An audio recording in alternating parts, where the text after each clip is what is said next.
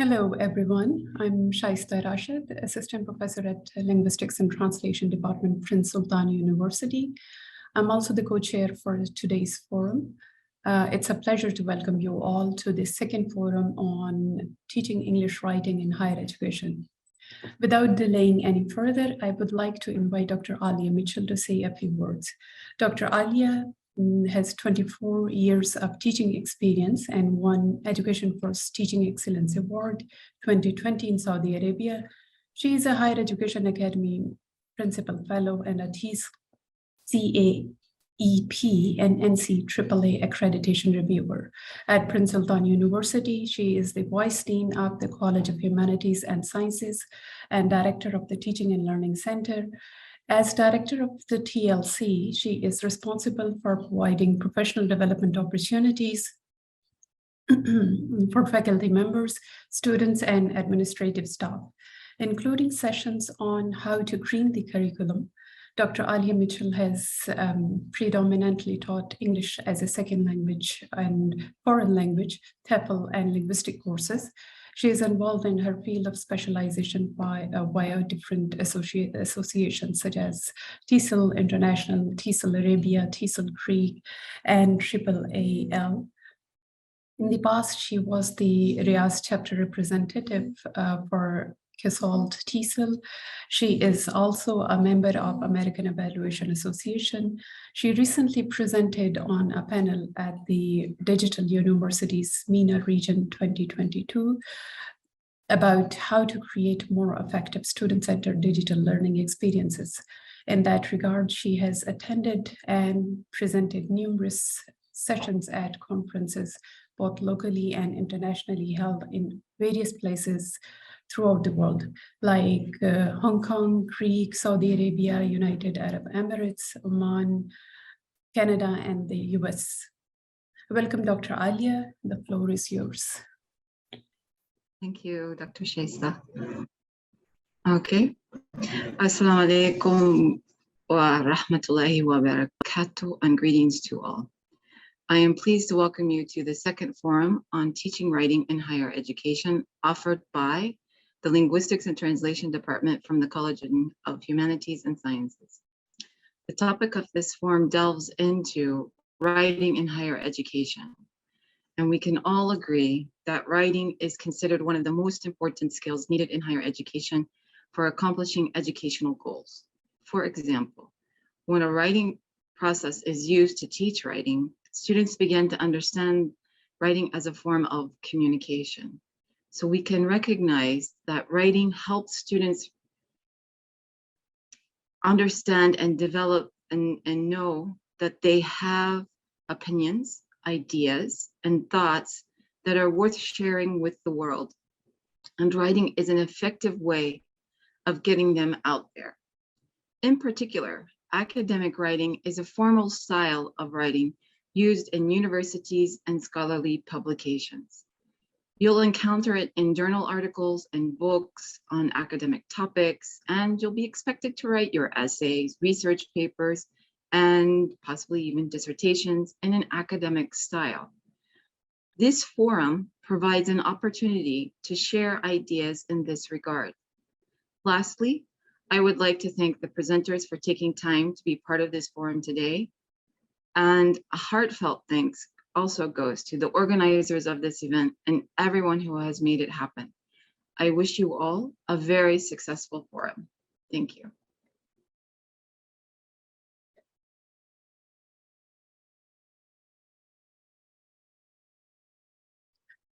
Thank you, Dr. Alia. Now, I would like to invite Dr. Dina Al-Dakhs to say a few words. Dr. Dina is the chair of the Linguistics and Translation Department and the leader of the Applied Linguistics Research Lab at the College of Humanities and Sciences at Prince Sultan University. She has extensive experience teaching and coordinating applied linguistics, translation, and TESOL programs. Her research interests are psycholinguistics, discourse analysis, pragmatics, and second language learning and teaching. She has several publications in flagship journals. Welcome, Dr. Dina.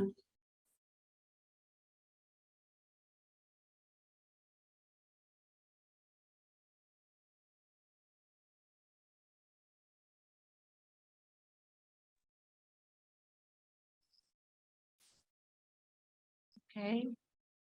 Greetings, everyone, from Riyadh, Saudi Arabia. Welcome to the second forum on teaching writing in higher education that is organized by the Linguistics and Translation Department at the College of Humanities and Sciences at Prince Sultan University. I welcome you to the second forum, which follows the success that we had of the first forum on teaching writing in higher education that was held last semester.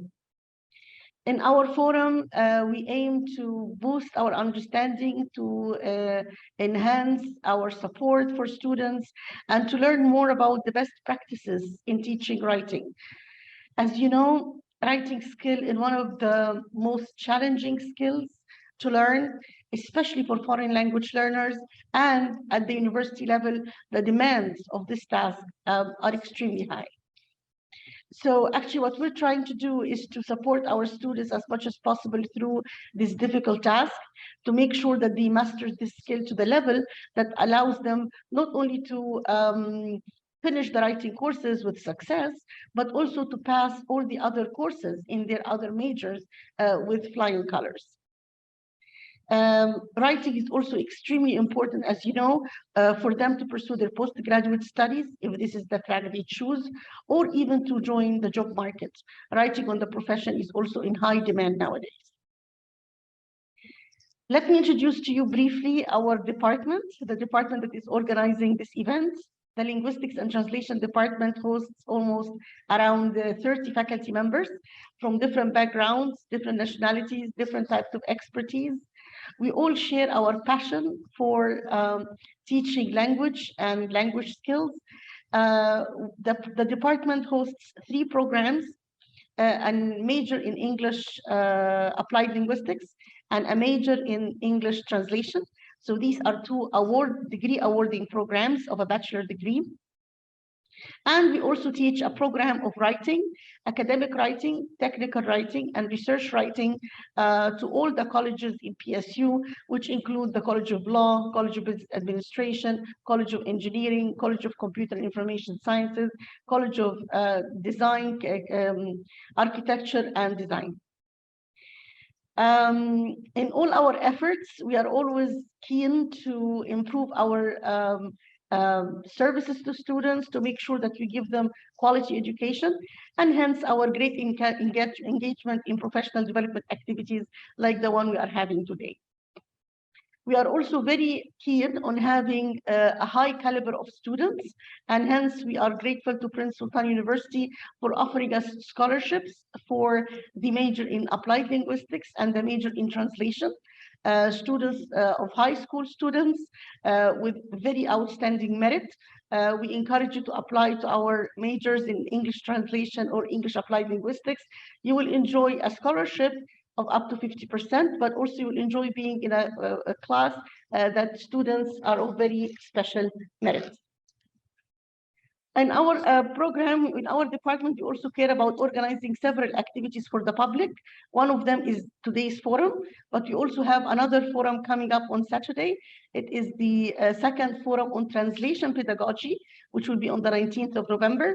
We will also have 2 other events next semester in March, which is the second forum on language translation and intercultural communication, and also the unique and innovative competition of the second Young English Linguist competition, in which we host students from high school from all around Riyadh to our campus to see our facilities and to learn more about our programs, and also to enjoy the fun of being excellent and outstanding young linguists.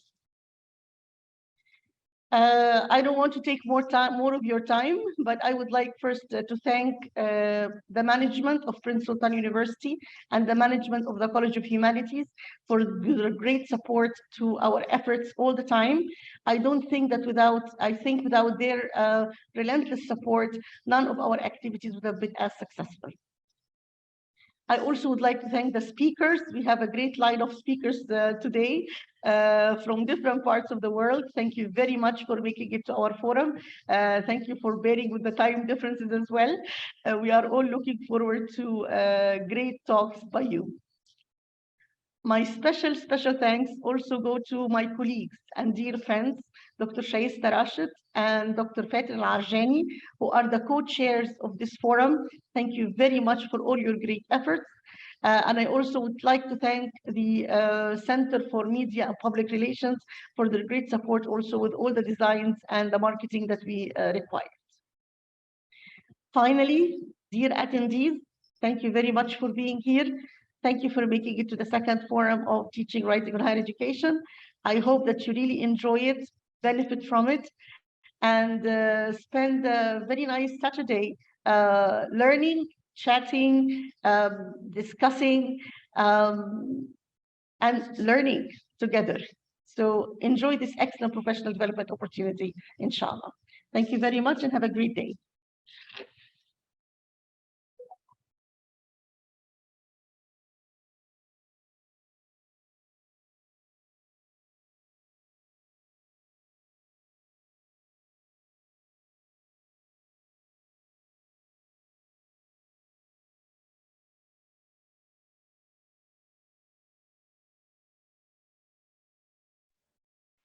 Good morning, everybody. My name is Yulia. I will be the moderator of the morning sessions.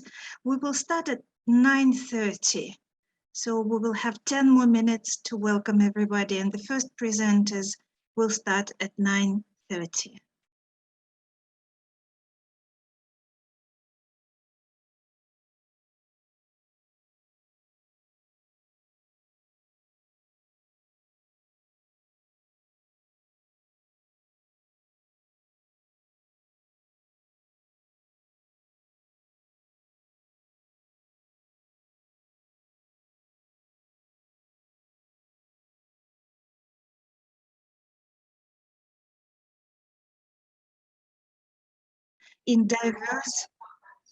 The use of technology to enhance writing skills in diverse foreign language contexts. And it's a collaborative effort of 3 presenters, Dr. Vera Lear, Dr. Jean Kim, and Dr. Thin Lee. Dr. Vera Lear is from the University of Canterbury in New Zealand, as well as Dr. Jean.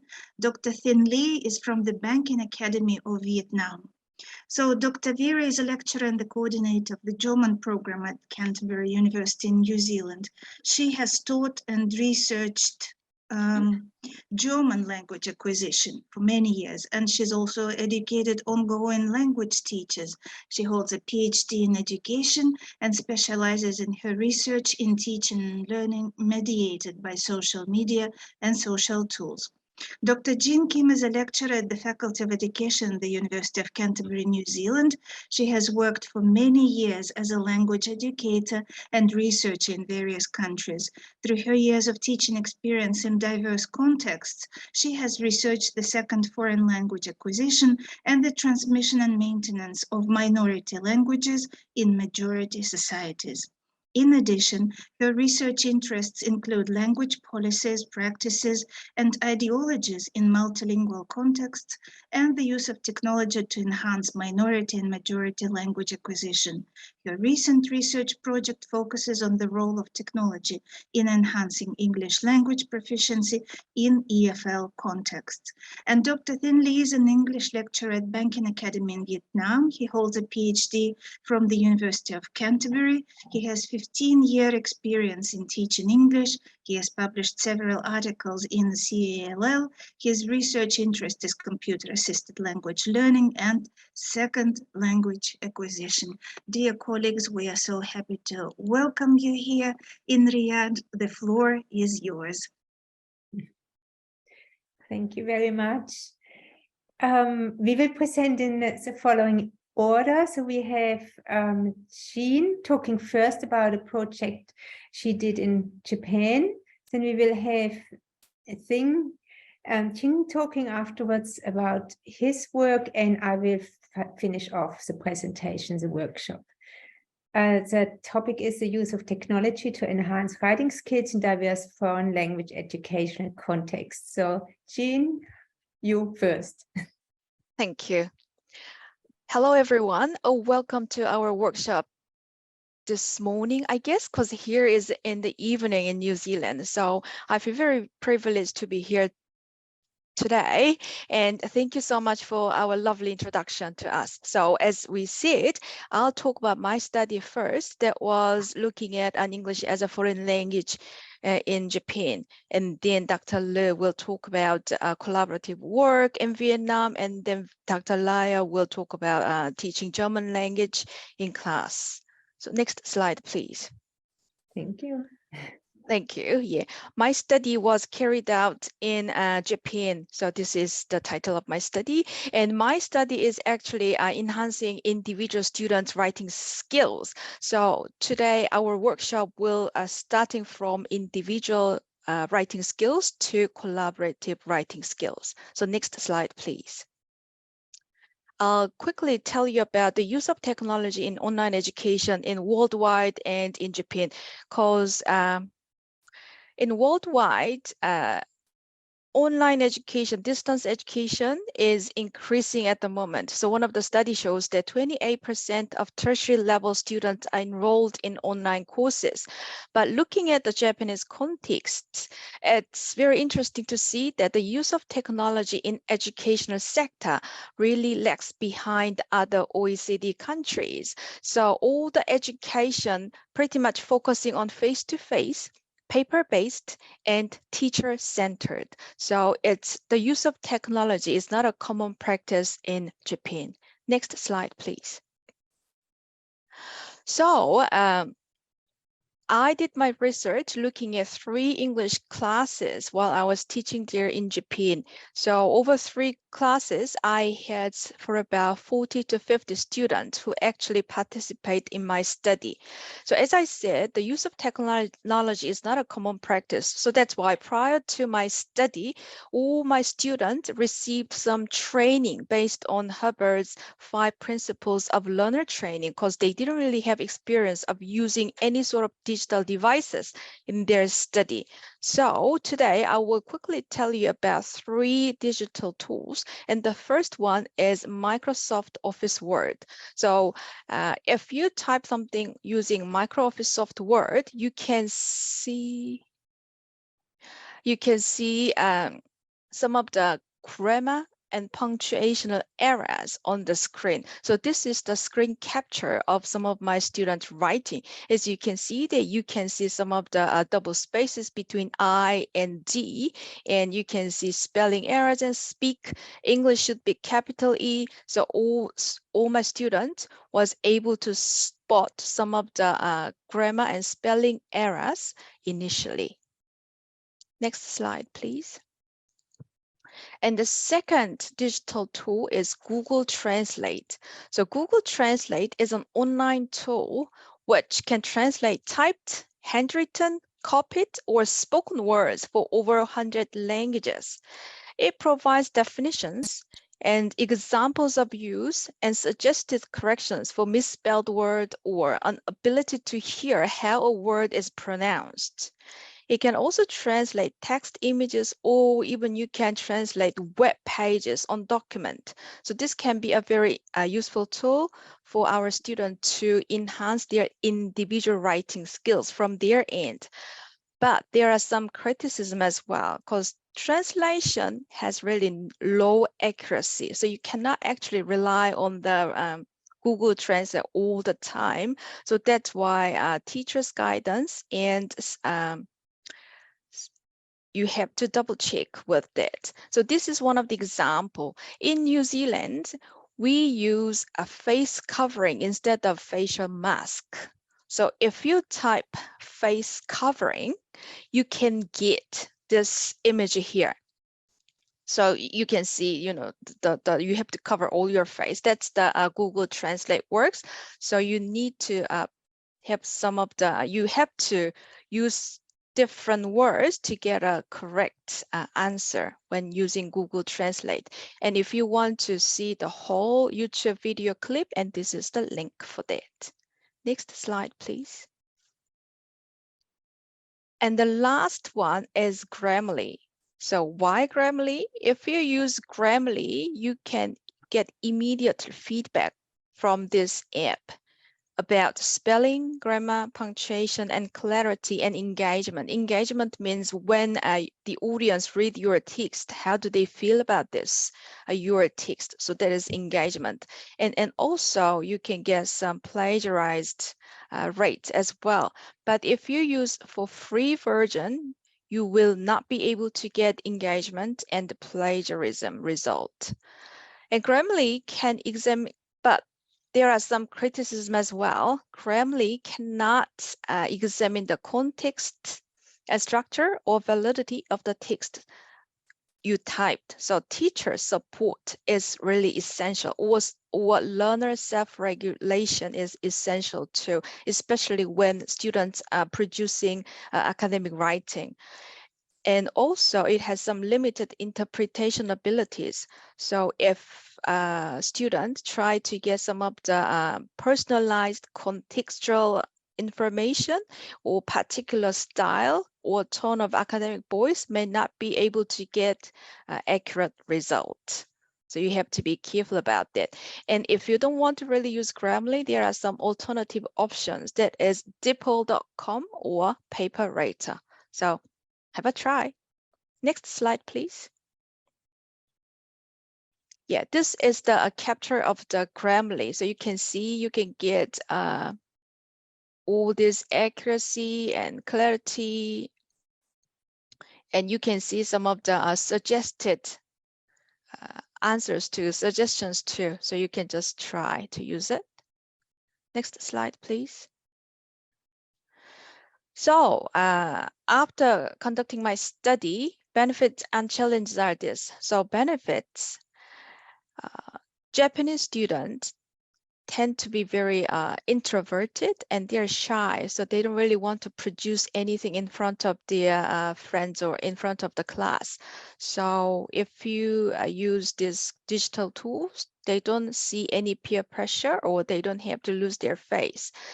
At the same time, they can find out the way they could produce some of the effective writing so that it can enhance learner autonomy. And also because of they could get some of the written text, their motivation has increased. But there are some challenges as well. So as I said before, Japan doesn't really have Wi-Fi access everywhere you go, and the student don't really have any Wi-Fi access on campus either. So because of that, students tend to have lack of digital literacy skills. So these are the challenges. However, after this study, all of my students had very positive comments, and they were highly achieved in their writing skills. So thank you. That was from me. Perfect. Thank you, Jean. So we continue with Ting, and afterwards we collect all the questions of the audience. Ting, it's you. I would like to share my experience in using Google Docs, a collaborative tools. I think, can you share next slide? Yeah. Right. So the collaborative writing, how should teachers organize collaborative writings? I think there are 5 different ways. Can you share next slide? So here, this is more main, the 4 main collaborative ways of writings. So I think it's good to set a group of students, maybe 3, or you can set the whole class into different groups, and then you ask them to brainstorm ideas together on Google Docs. It's very good, very productive, because usually they share ideas together in one place. And then normally you can divide on Google Docs 4 of them in one group, and then one group have to brainstorm on the idea together.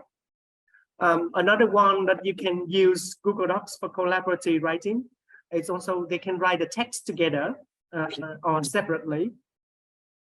But I think if you want collaborative writing, you can ask some group of them, 4 of them, write the text together. It's a good way to try. But for me, I prefer ask them to write separately. But the next step, I really like it because student can edit the text together. In Google Docs, they have it's kind of a track change tool. Maybe I share with you the link for you, and then you can be an editor here. This is a link for you to have a try. I put on the edit mode, so you can, if you access it and you do something, it will show that you are the person who edits something here. For example, I just edit the first one here, and then it will show, it's have a comment here.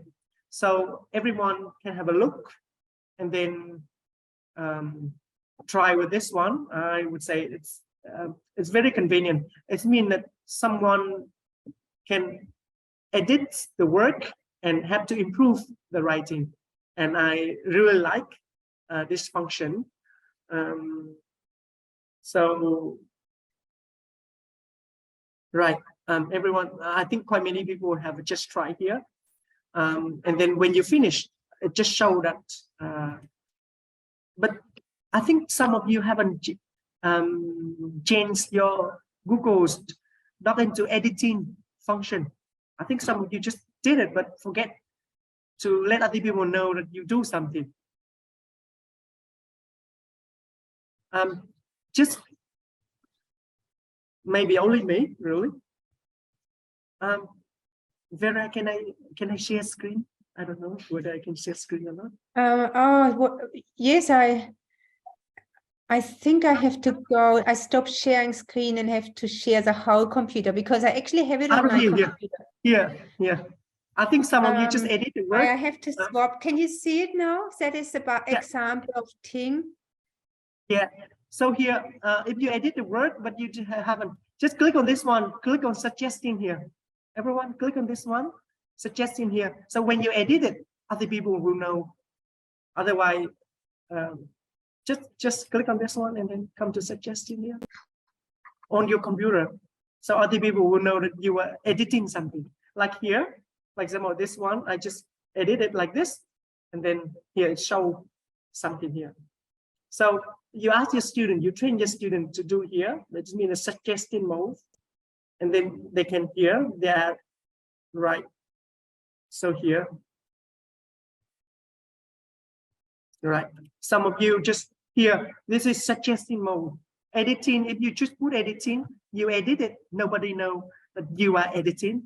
But if you put in suggesting mode like me, people will know, well, it means that they keep track on what I do there.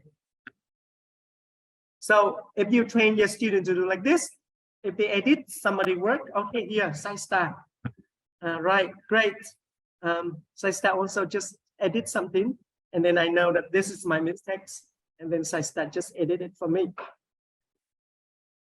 So please, this one, a very important one, because normally we do like here, everyone can do it. But when we just put in suggesting here, everyone knows what you are editing.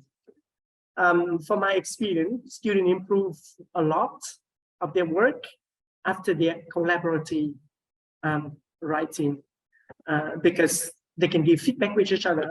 They can, they are aware that's what mistake they make, and then they give some constructive comments. And then if you want to comment here, you can put it comment here. Even if you like to comment, you can comment on this one too. Right. And then here, I can comment on Jin and say, hence, right? Okay. And I just reply, and Jin can be aware of that. All right. So it's a very good one. Right. So I just give feedback to Jin and side star here. Great. This is a good tool for all of you to have a collaborative writing, especially even when you are in a hurry. I just some of my colleagues, when we are in a hurry, we want to have a collaborative writing a manuscript. We also put it here so each person can edit it quickly. On this way, I find it's quite interesting because we can work together. We can edit the same thing together. That's what I want to say. Okay, I think everyone have a try already. Now I stop sharing here. Share. Okay, yes. All right, on done. On done. Can you just make with the PowerPoint slide? Do we go back? Okay. Just have to manually go back into the PowerPoint. Hold on. Here we are. Right. And then the next slide, can you?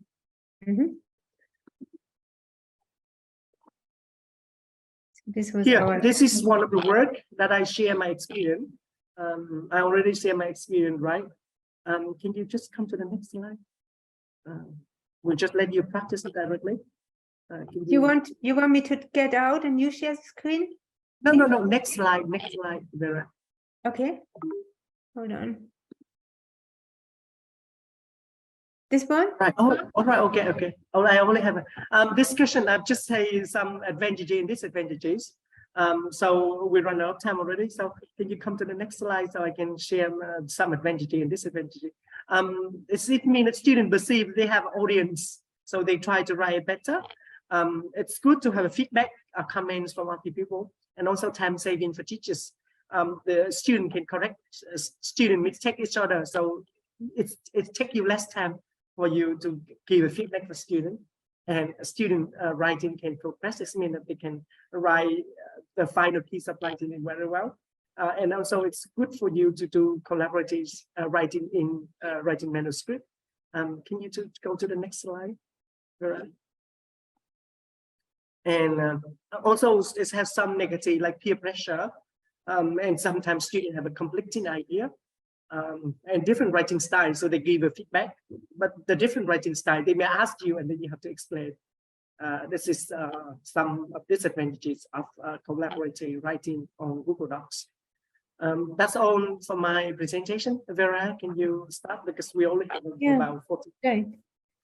Thank you so much, Ting. Super interesting. So it's a final part of our presentations. That's my part. I'm talking about Padlet used in a German language class also as a collaborative writing tool. I am sure you know about Padlet. I just run you through the information, what it is. It's an idea to have sticky notes on a whiteboard, and the Padlet is on your computer and you project it to the whiteboard in your class. And it is a tool the students can connect to, and they use it for brainstorming or creating work together, which is visible to everybody in class on the whiteboard in front of them. It's visual communication and written communication. And I will show you some examples of my work, and I will finish off by us together, maybe hopefully writing a Padlet together. Why did I choose Padlet? So I used Padlet over the years again and again, because I find writing is one part in the language classroom which is linked to anxiety, writing anxiety, and it is today even more difficult to get over this anxiety because there are so many translation tools and the students use them and don't face their fear of writing, they don't develop it. So making it fun, the writing exercise, making it together is a way to take away the anxiety and motivate the student to develop writing. I have some references for you, which I will show you on the last slide. It's knowledge construction as a sociocultural event. So like Ting said before, every student writes differently. Every student has a different knowledge base he brings into the classroom, so we can construct an event together. It is also a task-based language teaching tool because you give the students authentic tasks to write together which are in line with the task-based language teaching pedagogy, for example, Martin East 2021. Padlet works as follows. The teacher, so I start on the top. The teacher prepares a Padlet at home or before class. Then the teacher distributes Padlet. The student can access this Padlet via a QR code or a web link. So my students are usually using the QR code. You can generate QR codes or web links when you do your Padlet, when you finalize your Padlet. Students write and share on the Padlet, and students' writing is visible to everyone in class on the Padlet, which is projected to the whiteboard. And the teacher can edit the Padlet in front of all the students. Because it is an exercise which obviously shows the student work very visibly in the classroom, I tend to give the students group work. So there's one student in a group of 3, for example, who has a task of writing down what the others suggest, and then it's group work and can take out the anxiety of performing individually, like the group can give itself a name and so on. I show you 2 examples of work my class did. I mentioned before it's supporting not only functional literacies but also visual literacies, and that's in line with today's communication tendencies. We have in German unser Reiseerlebnis on the left-hand side. That's our travel experiences, and the students had to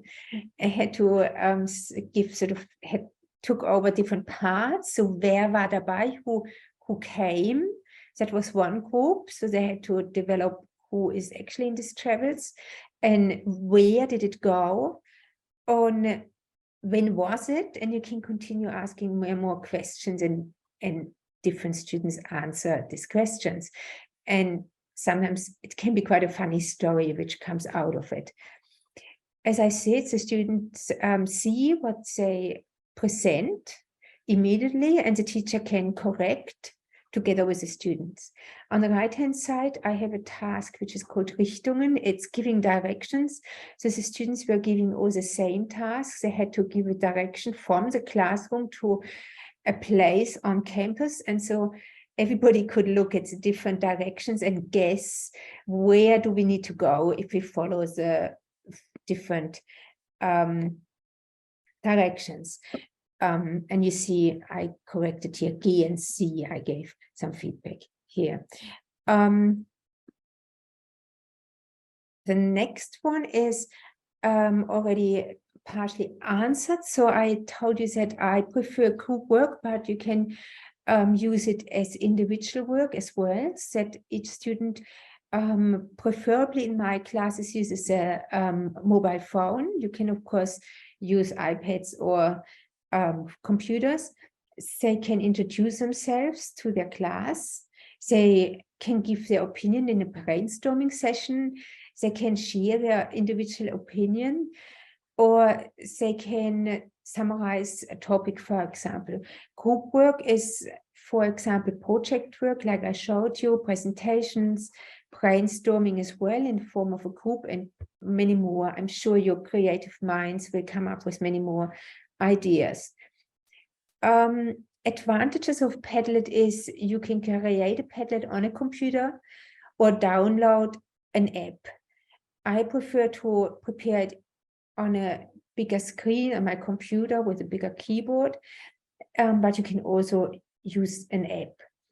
Multimodal contents is available on to post or to show the students, so you can use video images or text, which enhances the communication. What's a good affordance is also the archive option of a Padlet. So if you finish your Padlet and you want to use it for future in another class, you can archive your Padlet. Other advantage I find, it's software which only the teacher needs to sign up. So there's no login required from the student side, which makes it much easier. It's very uncomplicated to access it. One advantage, or you need to work around it, is you have 3 Padlet boards at a time for the free version. So that actually takes you quite a long way, because if you have more than 3 Padlets you would like to do, you need to delete one and you can start again. If you want to have more Padlets at a time, you need to pay, I think it is $9.99 US dollars per month. Here is a Padlet for you to have a try. I will cut and copy you the link in chat, and you can also try to, if you want to use a QR code. And hopefully, and I have to admit, I have technology anxiety. I'm always a little bit worried that it works. So hopefully we can play around with it now for the remaining time we have.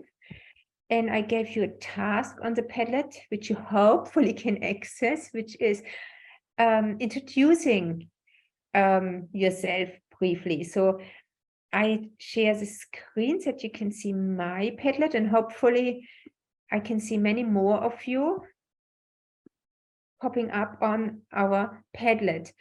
So that is from our practice run, because as I say, I have always a little bit of technology anxiety, and Jean and Ting, we practiced it before. So hello everyone, could you please introduce yourself? So this is my task I post for you today. Your name, where you live, and your hobby. Vera, can you send the link again to everyone, because you only sent to me? Oh, did I? Oh, sorry. Copy the link. Hold on. I sent Ting a message because I couldn't see Jean before, so that's why. Good. So I tried to copy, but the wrong link already. To everyone, sorry. Thank you for watching. Did you all get the link now, I hope? Okay. Did I?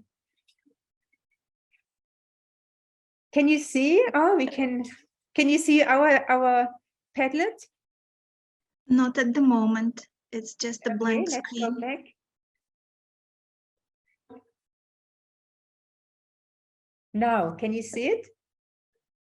Yes, we can. Thank you. Oh, wonderful. And you see, first you have to overcome technology anxiety, and then you get all excited as a teacher when it works. Yeah. So as it seems to work well, and you have, of course, the freedom to post a photo, or you want to post a video from your hometown, or whatever you find you would like to share.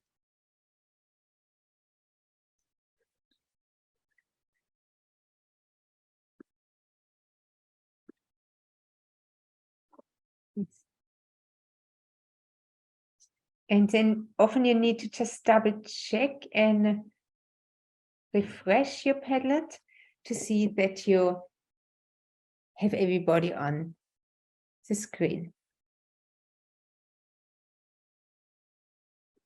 Okay, I might say thank you for your sharing. I might archive the Padlet afterwards and send it to Shyster to have as part of. It's exciting to meet you all. Thank you, thank you. So we all seem to. I go back and show you the references, and then I would like to ask you if you have any questions. We actually do have some questions, and first of all, of course, thank you very much for an entertaining, lovely presentation. We needed it. Well, it's morning for us. I know it's evening in New Zealand. We have a few questions. So what do you view, what do you think should be the teacher's role in a classroom where students are using technology? If you can summarize like in 1 or 3 words, what is the teacher's role in a classroom where technology takes place of an instructor in a way? Thank you very much. I might start my opinion and will give it to Ting and Jean afterwards. So I believe the teacher needs to be the facilitator. The teacher needs to I have to say, if you use technology, you need to, as a teacher, my age, or I think any teacher needs to let the student, give the student enough time, because the students are familiar with technology more than the teacher, because technology is developing very fast. You need to rely on the students that they can work with it. And you need to give the student time to develop, especially writing, which takes time. They need to try out things. So basically, give the student more time than you would probably give the student in another classroom, in a more sort of front teaching. And be patient, be very patient with yourself. As I say, with the technology anxiety, there's always something which is to overcome for the teacher as well. Just, I think it's very rewarding. So it's worthwhile to use technology, and so that's my opinion. But step back, let the students work and be in the background and give them an overall feedback, maybe an anonymous feedback, and not putting the student sort of into place that they're embarrassed. Ting, what's your opinion? Thank you, Dr. What about your colleagues, Dr. Thin, Dr. Jean? Yeah, I just asked Ting to give us his opinion. I get one of the questions here. I think to let students contribute, how we can engage students more, and then how we can ask them to contribute equally. I would say you divide the class into smaller groups, and then you ask them, one student have to give feedback for 2 other people. If they don't give feedback for 2 other classmates, it means that their contribution is very minimal. So at the end of that one, you can award them some kind of attendance or participation in the class discussion. So that's what I did with my student, and then I think they contribute very well. They write, they edit, they give a feedback to other people, normally 2 other students. So that's just what I do, or 3 other students. That will be work very well. Otherwise, if they ask them to go feedback for everyone, it's too much work for them. So 3 other students is good. Thank you. What do you think? There's another question from Dr. Scheista and myself. What do you think is the retention rate when students get automated suggestions while typing in the Word document, for example, or even in a Google document? It's kind of hassle-free for them. The correct option is right there. But don't you think that their learning may somewhat suffer?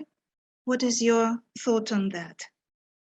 Like, the students don't really need to think and engage their prior knowledge, and it can form a certain habit, right, for the future, that there's no need in retention of knowledge when the pop-up is conveniently there. So what do you think about that? Can I answer that question? Because I think that is quite related to my research. So my answer is that I said earlier that teacher's role is very important, because although teacher may be a facilitator and observer of the when using technology in our teaching practice, you should be aware of your students, and we should be aware where your students are. So teacher training is very important. So before using any kind of digital tool, students need to understand what they are doing and what the result they can give from using those digital tools. So as you see, students can feel very free to use these digital tools, but they should be aware it's not always very accurate. So teacher need to provide some of the feedback, especially when students are producing some of the texts that contextualized or very personal information. Thank you. Dr. Vera, Dr. Thin, do you have any thoughts on the knowledge and learning element when working with Word documents and Google documents, where the correct answers are prompted for the students?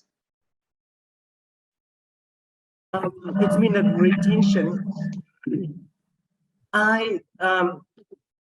think it's just for Google Docs only, like they just appear for spelling mistakes, but from most of the other one, I don't think Google Docs can give student feedback on that one. So, and then other students, as I tell you, as I just give you an example, other students can give a feedback on a lot of things, and when they give feedback, student can read the feedback again. So when they read the feedback, they, I would say, they are more aware of their mistakes, and then some kind of tension would be, hopefully would be. I haven't done any research on that one, so I don't know for sure. But I would say when someone correct your mistake, even similar like the teachers give you mistakes, give you some feedback, you may have some. And on alternative, you don't ask students to have a direct feedback on the work, but they give comments. So when the student can read the work, they only read the comment and they have to respond to the comment from other students. That's also a great way for students. So without direct feedback, but comments, it means that maybe if they make a mistake in spelling, it's just spelling mistakes, and the other student have to read and have to edit it again. That will be, I think in that way, the student can retain more than the other one. Thank you. Another question, for example, that I struggle with in my classroom, when students use Google Translate, they feel tempted to put in big chunks of text and translate it. And I have to make a comment. I am currently teaching students of an A1 level. So definitely their confidence is not at the needed level, and definitely they like to resort to the safe, as they think, the safe measure of just Google doing the translation. And we all know how Google Translate becomes less and less accurate the bigger the chunks of the text you put in the translation form. So I don't know how to convince my students. I'm trying to explain to them that the more they rely on Google, the less their own learning is in it. Plus, they cannot really understand that the translation is really inaccurate, funny, and really leaves no one the wiser. So do you have any advice on how to address that in the classroom, so students don't really resort to Google Translate, to the machine translation, as pretty much as their proxy translator doing work for them?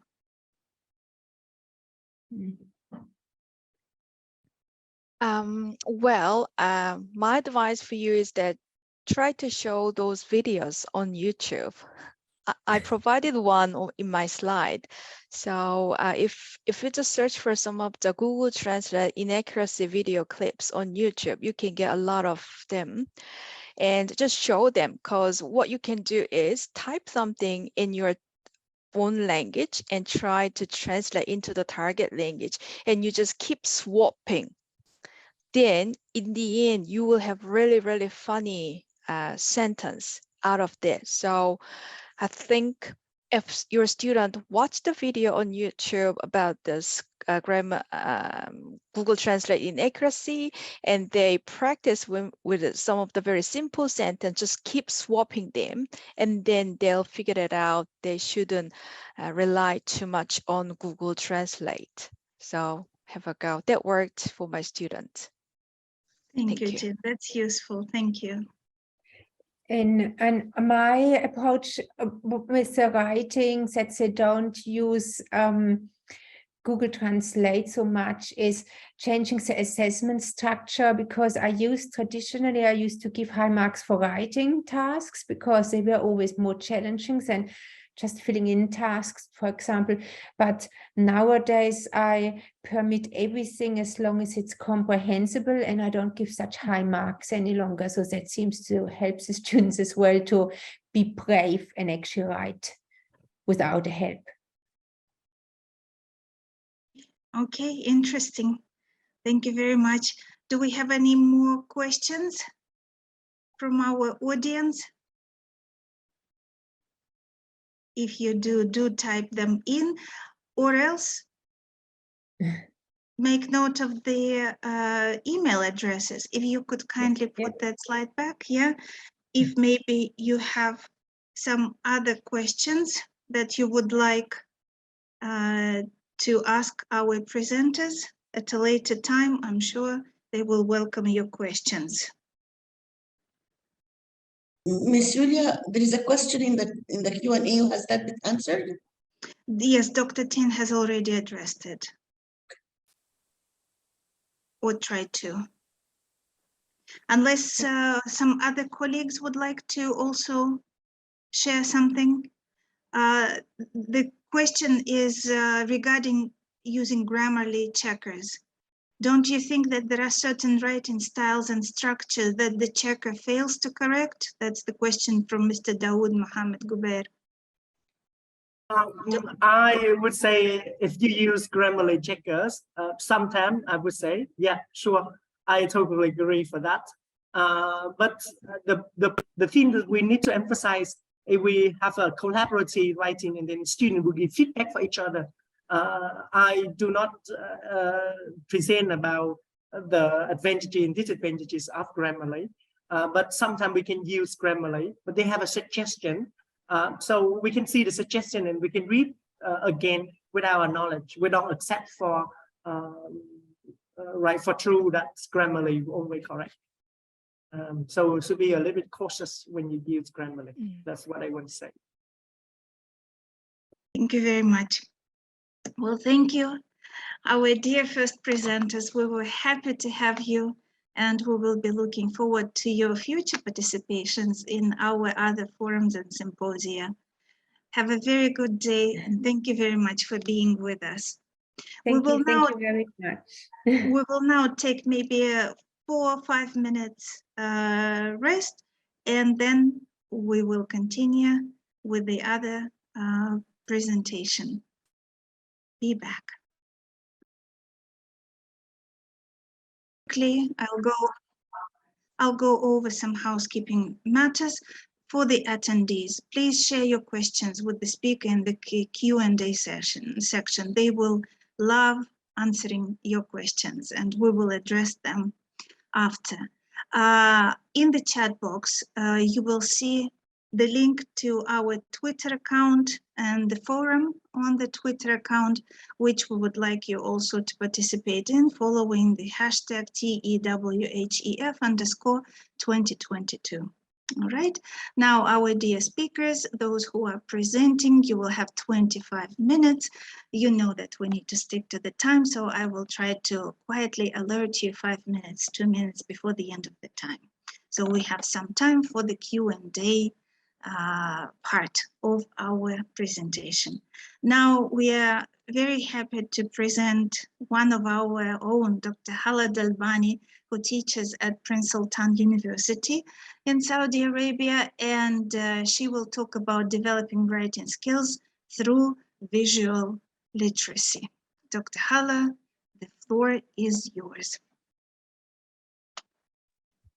Thank you, Ms. Yulia, for the introduction, and hello, everyone. Assalamu alaikum wa rahmatullahi wa barakatuh.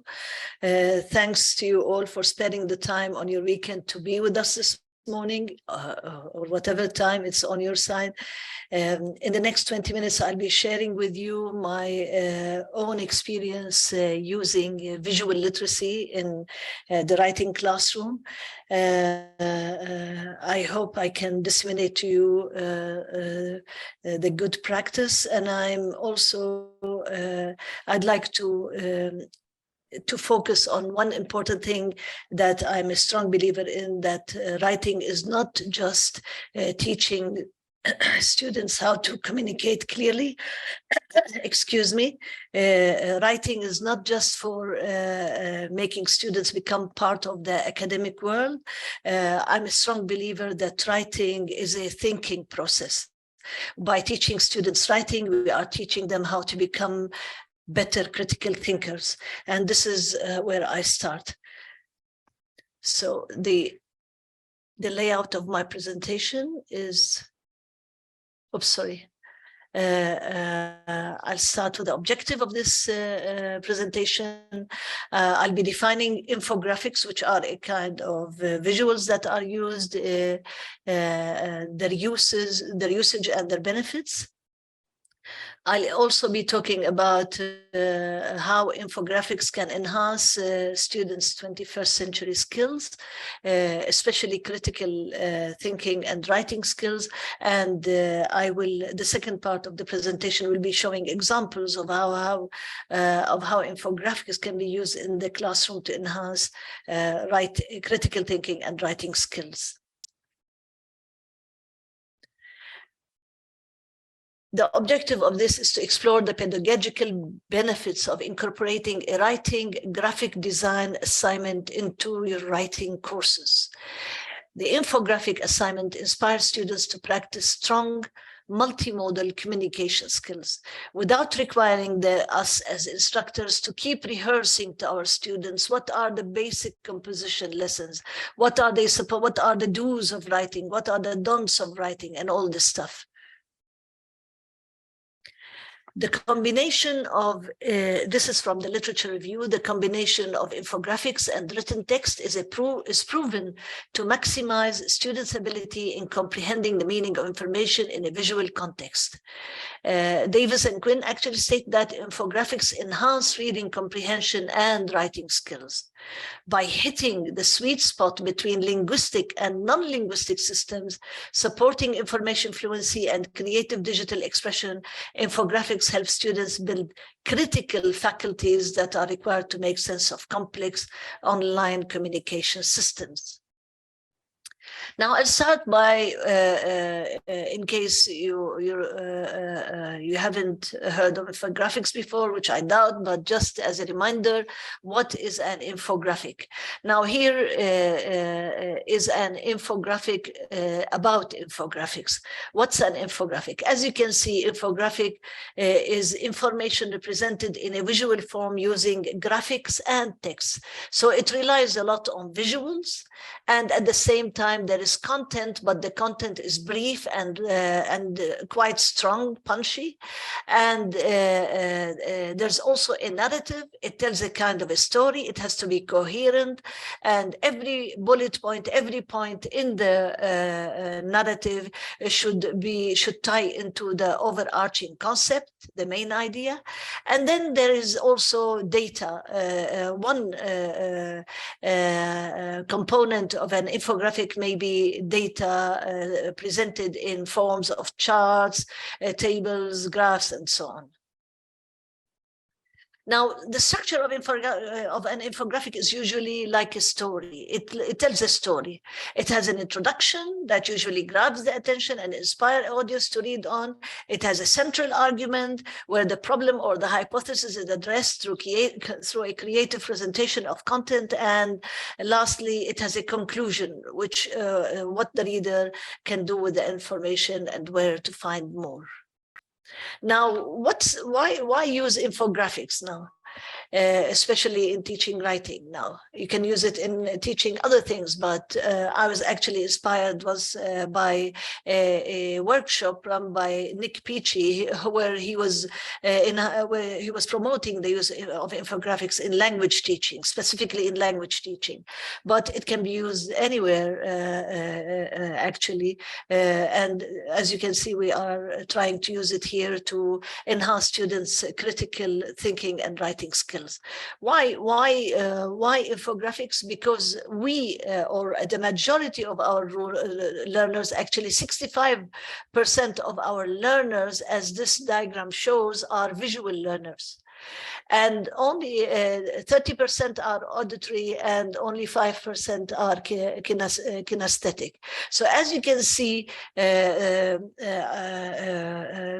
majority of, or more than the majority of learners are visual learners. Now, why use infographics? Another reason to use infographics is because you can convey a lot dense information in an easy to read way. It is also less language dependent. You see, you can use it with any level of students, no matter how competent they are in language. And images also play a great role in infographics because they aid the understanding of concepts and memory. They are also more stimulating for visual learners. They also reduce screen reading fatigue. They teach learners critical thinking skills and academic skill of dealing with graphical information. Now, infographics and the 21st century skills. How can we use them to enhance our students' 21st century skills? First of all, visual digital literacy competencies are essential for 21st century learners across all disciplines. And visual literacy is a set of abilities that enables an individual to effectively find, interpret, evaluate, use, and create images and visual media. Students skilled in visual literacy are able to create meaning from images, which in turn improves their writing proficiency and critical thinking skills. It is also another skill that will be enhanced through visual literacy is reflective thinking skills. Now, preparing a visual and infographic requires students to stick to a single topic, to be very selective when choosing a few key illustrative points to support their position, assertion, or argument. It also requires students to condense data, to present as much data as possible, and yet to find ways to most efficiently display that data. Another skill that they will be learning is the ability to synthesize information. Many students are always believe that writing is just going and mining and finding resources and reporting them. Well, through teaching them writing through infographics, you are actually teaching them to research and to see writing as a form of research and creating and designing, not just mining and reporting resources. Another important skill that students will be learning is information literacy. Now, there is so much information all over the web. The information is not restricted to the library and to the books anymore. So we need to teach our students also the ability to think critically and to make balanced judgments about any information they find and any information that they use. So it helps improve their critical thinking and decision-making, as information is and has always been manipulated. And finally, one of the most important skills that I believe that through the use of infographics, students can learn is the critical thinking skills. Students who have critical thinking can write something important and substantive. They can evaluate their ideas and ideas submitted by others, and they can find solutions to solve problems. Learning to write must be done by applying learning steps that can encourage students to think critically and develop their writing skills. And one tool that can be used, one innovative learning model that can be used to enhance this is through infographics. Infographics are just one type of innovative learning models that can encourage students to practice active learning. Now I'm going, in this second part of the presentation, I'm going to show you some sample activities that can be used actually to teach writing through infographics. So giving students infographics and assigning them writing tasks to build their critical thinking and writing skills is what comes next. And after this first step, you can ask students to prepare their own infographics on relevant topics. But first, we are going to use infographics to get them to think and to write. Now we start with why. The first thing to remember is to always make open students' eyes to checking information before they write anything, before they accept any information written, to ask why. So ask students to find out who created an infographic and why they think it was created. This involves them researching the source and thinking about the relationship between the writer that created the graphic and the information in it.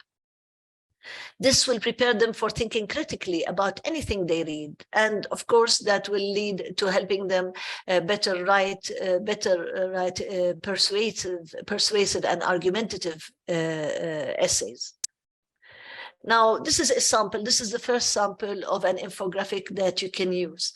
Now, this is just taken from the web. There are so many infographics that you can use and find on the web. Now, this is about women. Now here, to help students to start thinking, to question facts, critical thinking. Not accept anything, to question anything that they see, anything they read about. So this is an infographic about women. Now, you can give to your students and ask them to check facts. Is it true that women cry four more times than men? Is it true that women speak 2,000 words per day, for example, 3 times more than men? Is it true that a woman will spend 1 year of her life deciding on what to wear? Is it true that women see up to 180 degrees and men only see straight ahead? Is it true that women will live 7 years longer than men? So on and so on. So are these facts scientifically true? What is the evidence? Who designed this infographic in the first place? What's the purpose? Is it a man who designed it? Is it a woman? Is there a certain purpose behind this? So here you're opening their eyes to the fact that they cannot accept any information just like as is. Another infographic that you can use is to teach them how to evaluate facts, not just to question them, but to evaluate them. How significant are they? So this is an infographic about education in numbers, using numbers. So this infographic is showing how many educators are worldwide. How many students are there in the world? How many of them are women? How many of them are male? How many of them are online learners, etc. So you can give examples or an infographic of this type and ask students to find what strikes them most. What is the most significant fact that they find? Why do they think they are significant? They have to justify why it is so important to them. Why 3.2 million public school teachers? Why there are 3.2 million public school teachers, for example? Why private school teachers are, for example, the number is different, and so on. So ask them, get them to discuss and then justify in writing. Let them choose the most significant facts and justify that, pinpoint them and justify why they think they are important in writing. Another thing is to ask them to check the credibility of certain facts. So this is an infographic about women in leadership. It says that there are 60% more women who have degrees and 40% men who have degrees. So the number of women who have degrees is more than those who have more than men. But you find that 66%, for example, of females are in the medical profession, where there are only 34% women, and so on.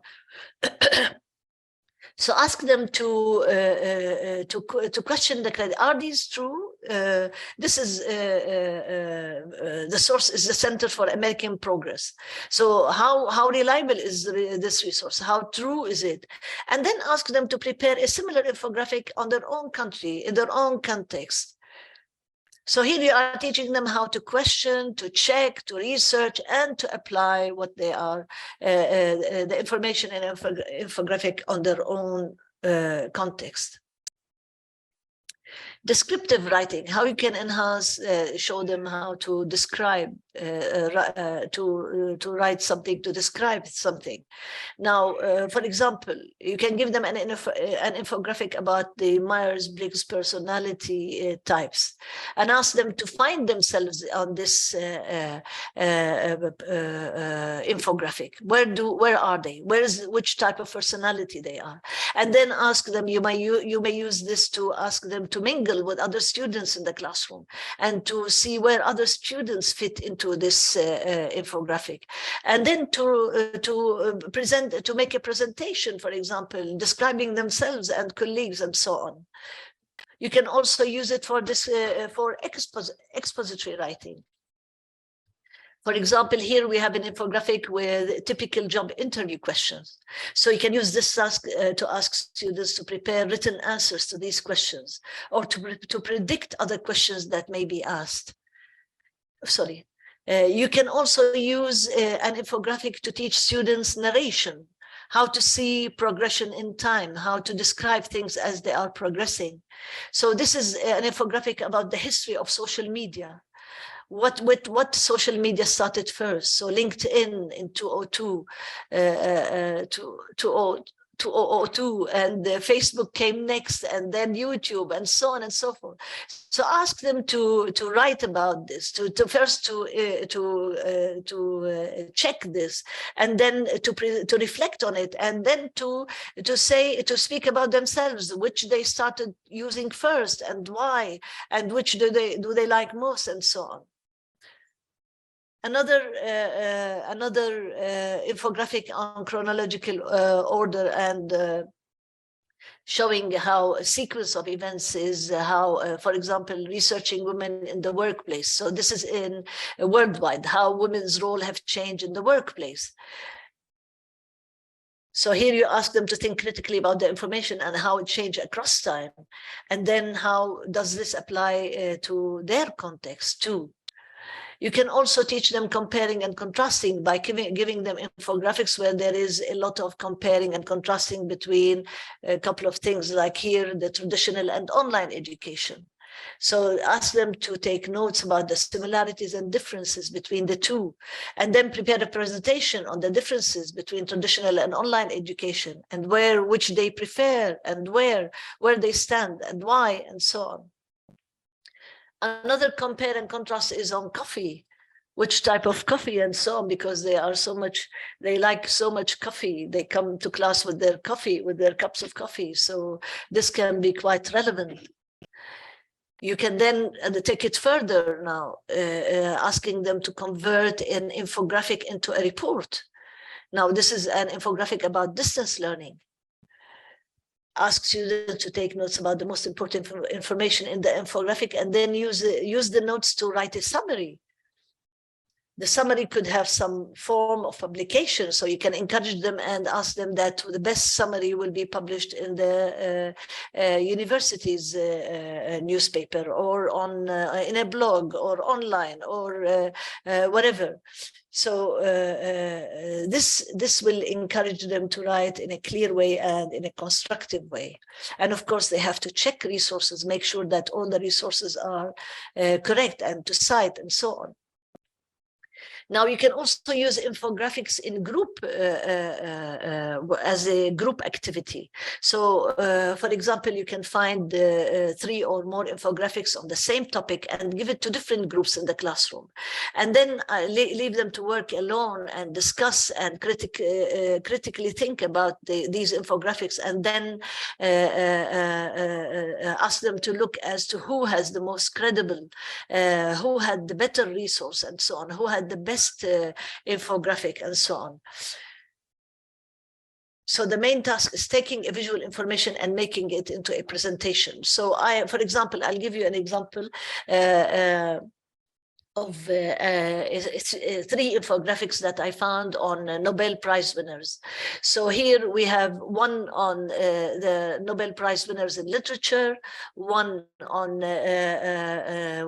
Nobel Prize winners across history in different disciplines and fields, with, as you can see, with diagrams and with a graph and so on, and another one on the countries where the Nobel Prize winners came from.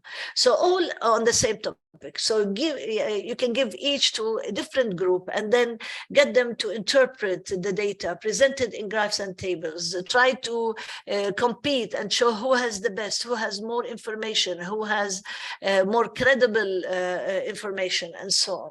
So here you are not only teaching them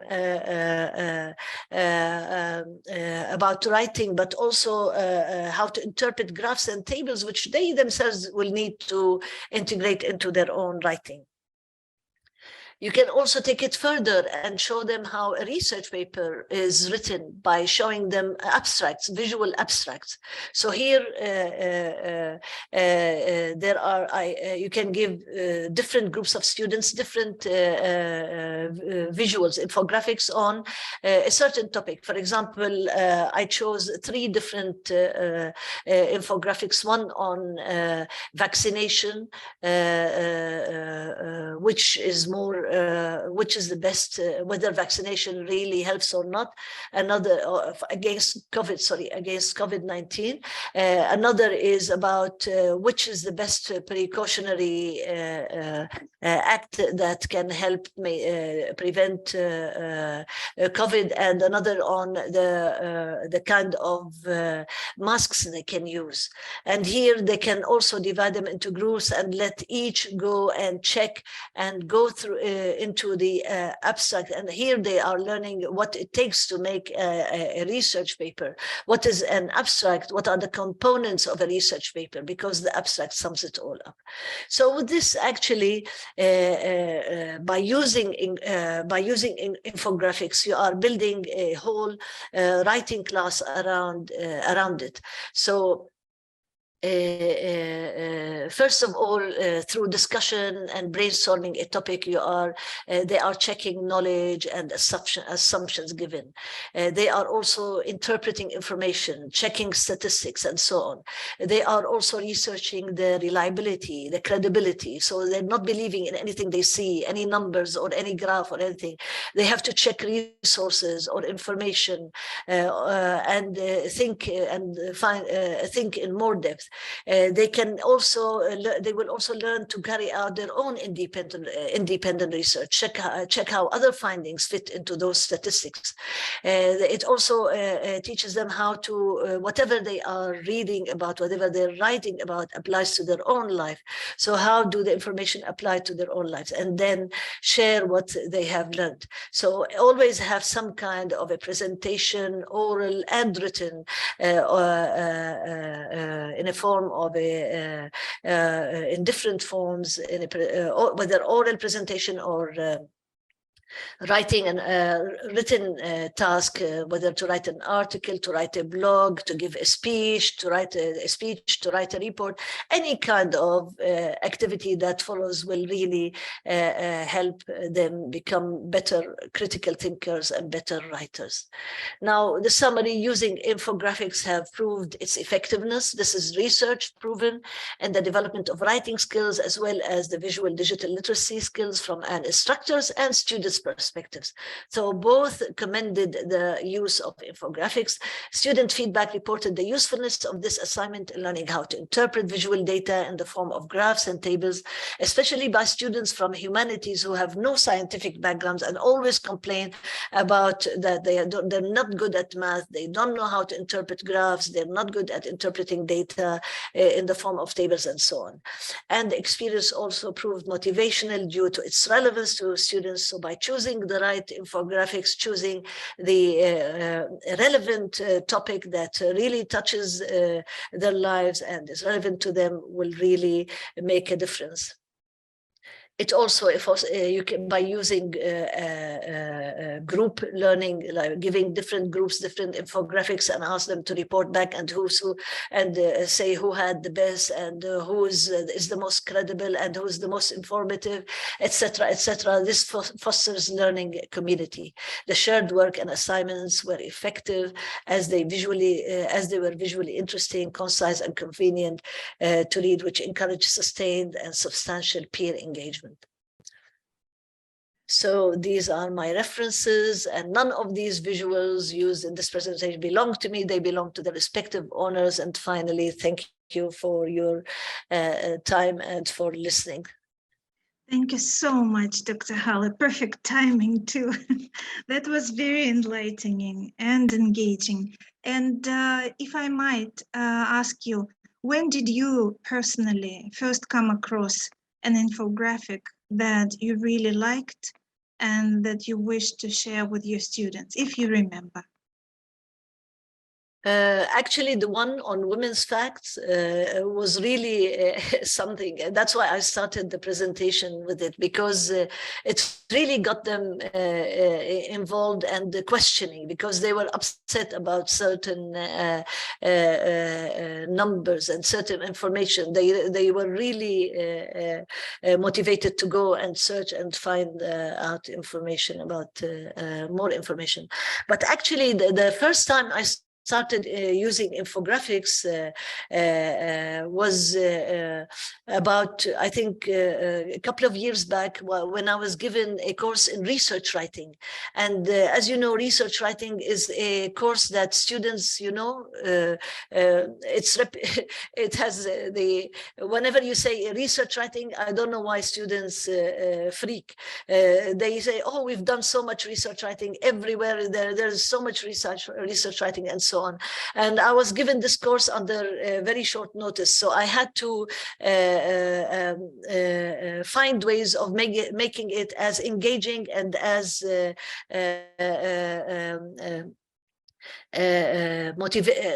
find ways to motivate students to come to class and to do research writing when they really were not so keen on that. Actually, the use of infographics in that course actually did the trick. It really made the course really engaging, and the students ended the course by preparing a newsletter, all in the form of an infographic, all with research done on faculty in the department, on students in the department, and events happening in the department. It was an excellent exercise. That was the culmination of the course. So it really worked very nicely. So you can also use these in research writing. Also today I was focusing on all genres of writing, but it can be used also to enhance students' research writing, no doubt. Absolutely. It does sound very interesting. When you give a course and you employ infographics for your teaching writing, and then probably students producing one, would it be like a once in a semester activity, something that they have to work on for at least the full semester or half of a semester? Or would you ask them to produce their own infographic just as a one task, or many times in the semester to kind of? It depends actually on the on why, the purpose, why you are using it. I remember in the course I just told you about, they did a number. We had several, each on a different topic. The final was a group project, but at one stage they were doing it individually, depending on what was the purpose behind it. So it all depends on what you want to achieve. What are your learning outcomes? So if you want to teach them only argumentation, so you can try to focus on the infographics where you're going to make them do more research and go and find out about more information and come back and argue for or against certain points and so on. I don't think there's a one size fits all. It all depends on your objective. What do you want to achieve?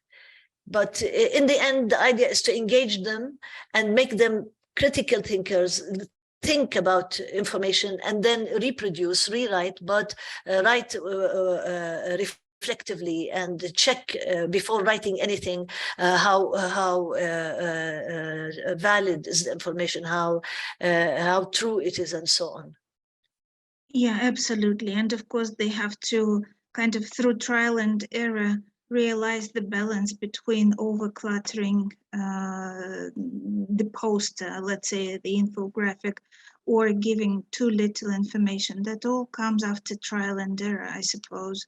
And it can be time consuming, but I think the reward is really like a life learning skill. If a student knows how to do it, if they master the skill, they can definitely apply it in their future jobs. Yeah, sure. And one thing I use because on Moodle they cannot see each other's work. So when they upload an assignment, I ask them to upload on Google Drive. So everybody sees each other's infographic. And they learn so much from one another, because, you know, sometimes they ask me after uploading their own infographic, can I go and add something? You see, when they go and see what others have done, it helps them to reflect and see and learn new things and develop their own and so on. And sometimes they give each other feedback, and that really helps. So it's a ongoing process of learning. There's a question from one of our audience members, Ms. Sheila. Are you using a holistic approach, or do you use a rubric to evaluate the infographics that students produce? No, there is a rubric I share with the students. I put it on Google Drive with the assignment itself. There's a rubric, yeah. Dr. Hala, many of our attendees thank you, and they request that you kindly share the slides maybe, or as a PDF version. Yeah, no problem. Yeah, no problem at all. Yeah, I'll share, and I'll post my email here for anybody for further. All right, excellent. So I'm thinking, since it's touched upon the topic that's really close to home, how about we as panelists and also our esteemed attendees, how about we share our teaching experiences, the experiences of teaching writing, maybe some breakthrough experiences, maybe something that you tried to do and failed, but then learned from this experience. How about we give the floor to our attendees?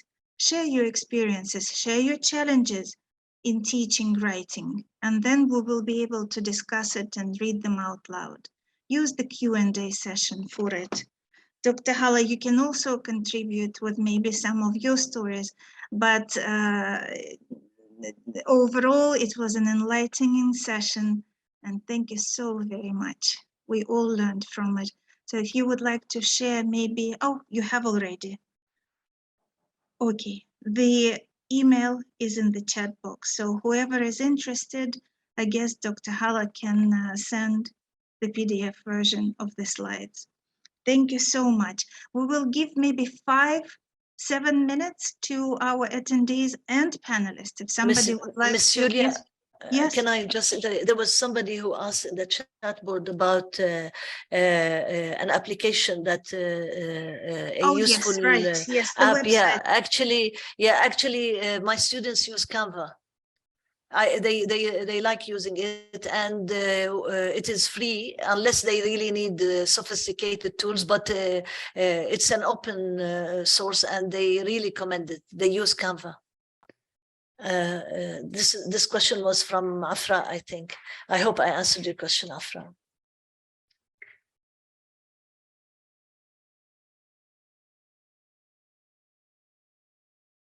Yes, Canva is an excellent tool. It takes some time, especially for, I think students are quicker to get hold of all these tools. It took me some time, I remember that. But once you kind of wrap your head around it, it's really amazing. And the templates that they offer are really multiple.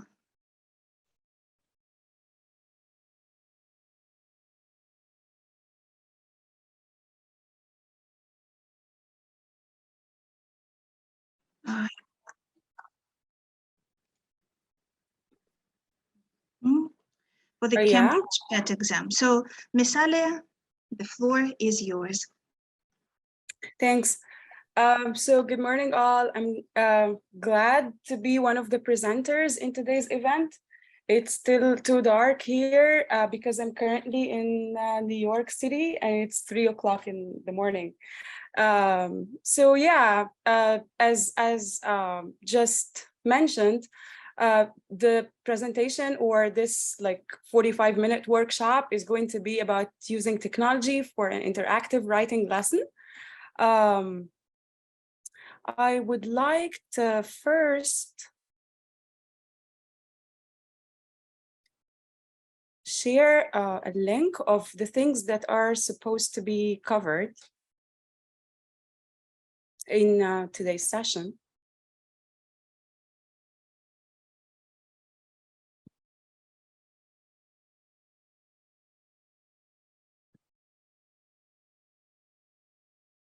So I just shared the link in the chat box. Can you please confirm that you received it and that it's working fine? Are you able to see it? Yes, Miss Alia, it opens. Thank you. All right, so let's just get started.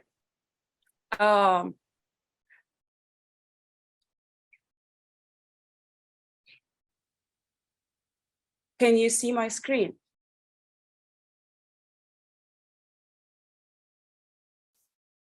Yes, we can, Yes, but perhaps yes. you'd like to make slideshow.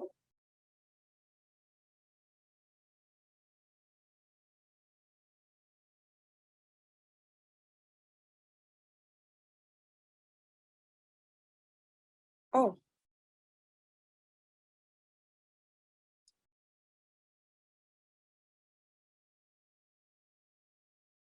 How do I do that? Just down, if you go down, please. Yeah. At the bottom, you will find this, yes, exactly, a little bit to the left. Little bit to the left. Yes, this one, exactly. This one, right? Yes. Yeah. Thank you. Okay, thank you.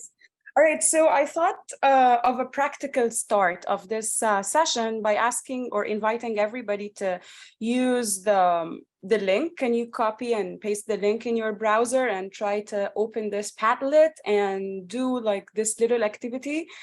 Introduce yourself in an interactive. Can you kindly please put it in the chat, Miss Alia, for everyone? The link? Yes, please.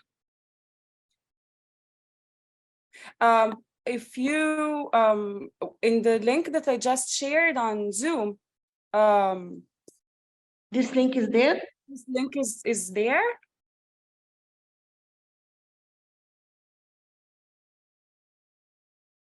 I think I have to copy it from here.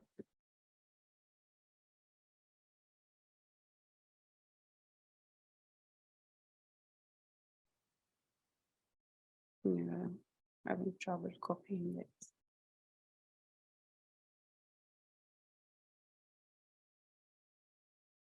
You know what? I'm just gonna get it from my own browser.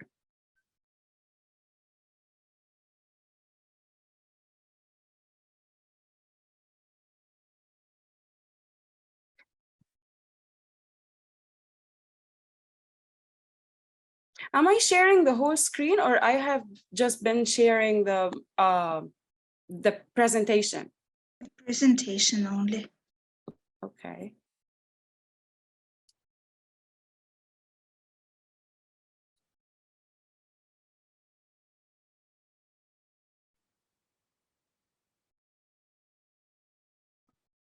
How about now? Did you receive the link? Yes, thank you. Yeah. So can or may I invite like everybody to please participate in this? It's just a very brief intro that you're supposed to write about yourself, since we're talking about writing today, and we're specifically talking about using technology in teaching writing to make it interactive. So I invite everyone to please do the activity.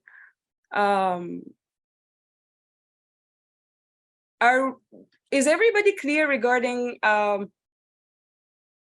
what they're supposed to write about?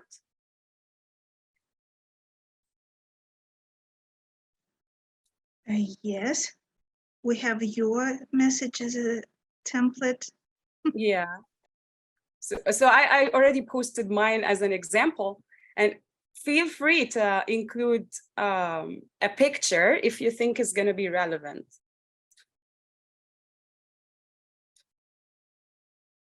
So this is what you're supposed to be seeing now.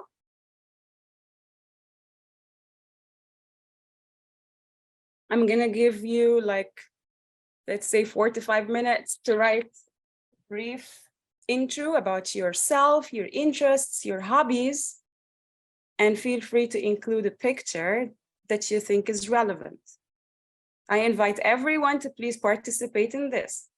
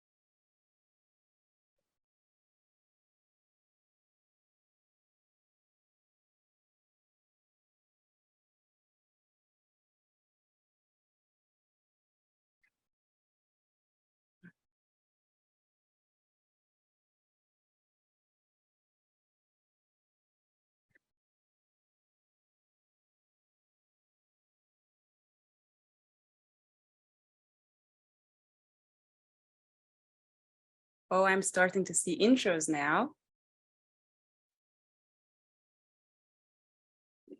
And if you can see my screen,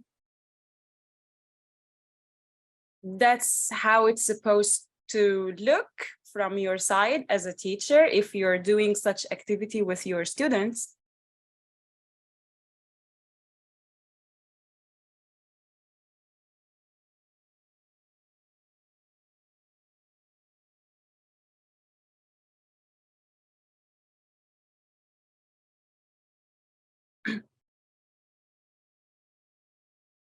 Wow.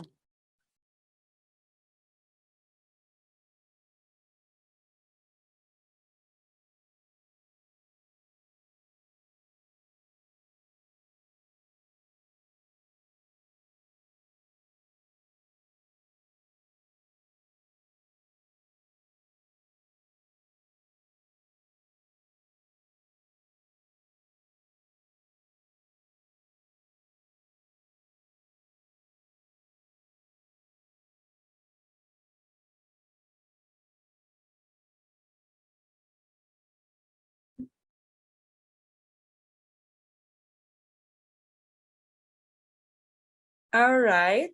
Thank you all for your participation and contribution to this fun activity. I love all the pictures. Look at how interactive this is getting. All right, so the time allotted for this activity is over. Let's just move on. But I thought of starting with it to just, like give a clear picture of how it can look, and to let you do it and see how it feels from the student's side to participate it or to introduce it themselves, in an interactive way using technology.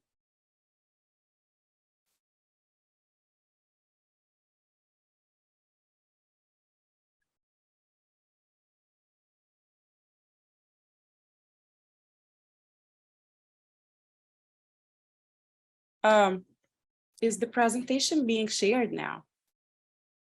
Yes, we are currently seeing your Padlet on the screen. All right, so let me share them.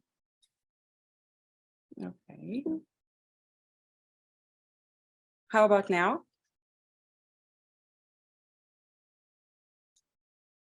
Still the Padlet.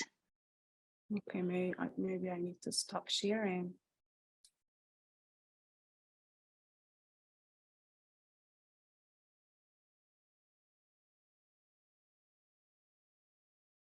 Oh, yeah?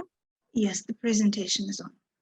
All right, so now I'd like to invite everyone to share their thoughts in the chat box regarding what do you think are the benefits of using technology in a writing class? And here we're not just talking about Padlet, we're talking about using technology in general in a writing class. What kind of advantages? Please feel free to share your thoughts in the chat box. In the chat box of the Zoom meeting, of course. Why to use technology in a writing class? What could be the benefits of that?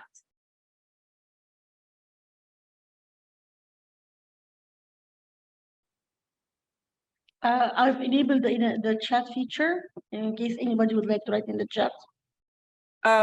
Is it enabled from the whoever organized it? I've enabled it now. All right. Thanks. It saves time, encourages students to participate, motivates students, it's interactive. Technology is very important, it's more enjoyable, it's engaging for them, supports digital literacy, it's more attractive. Yeah.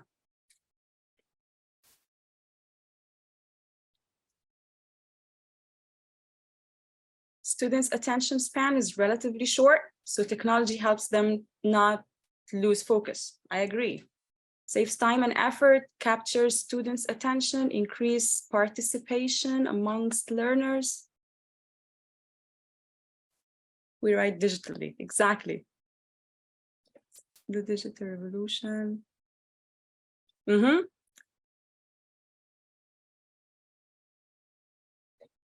It might have a negative impact on their lives and well-being.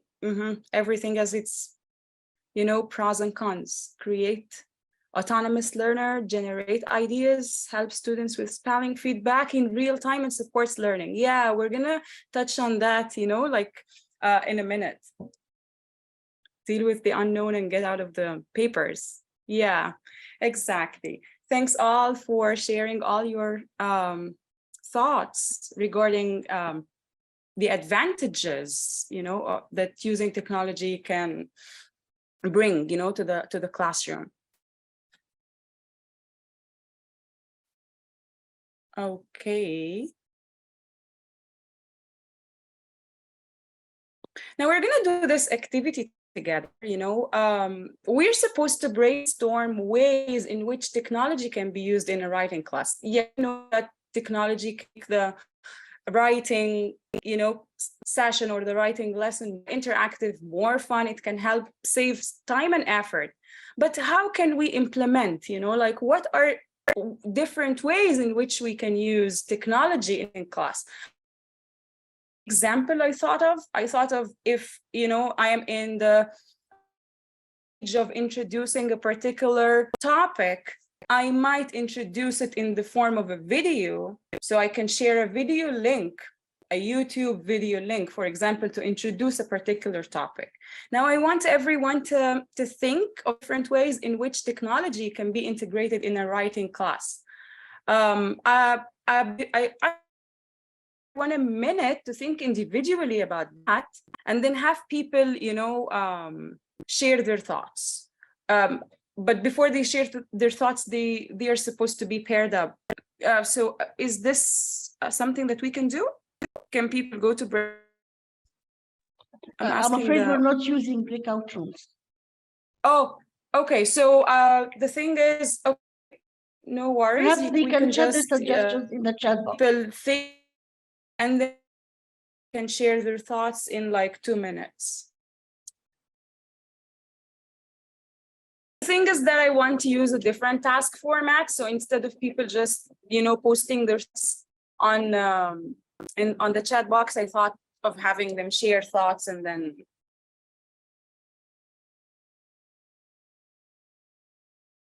But yeah, feel free to please, you know, like ways on your own, and then share those either in the chat box, or feel free, you know, to unmute yourself and talk.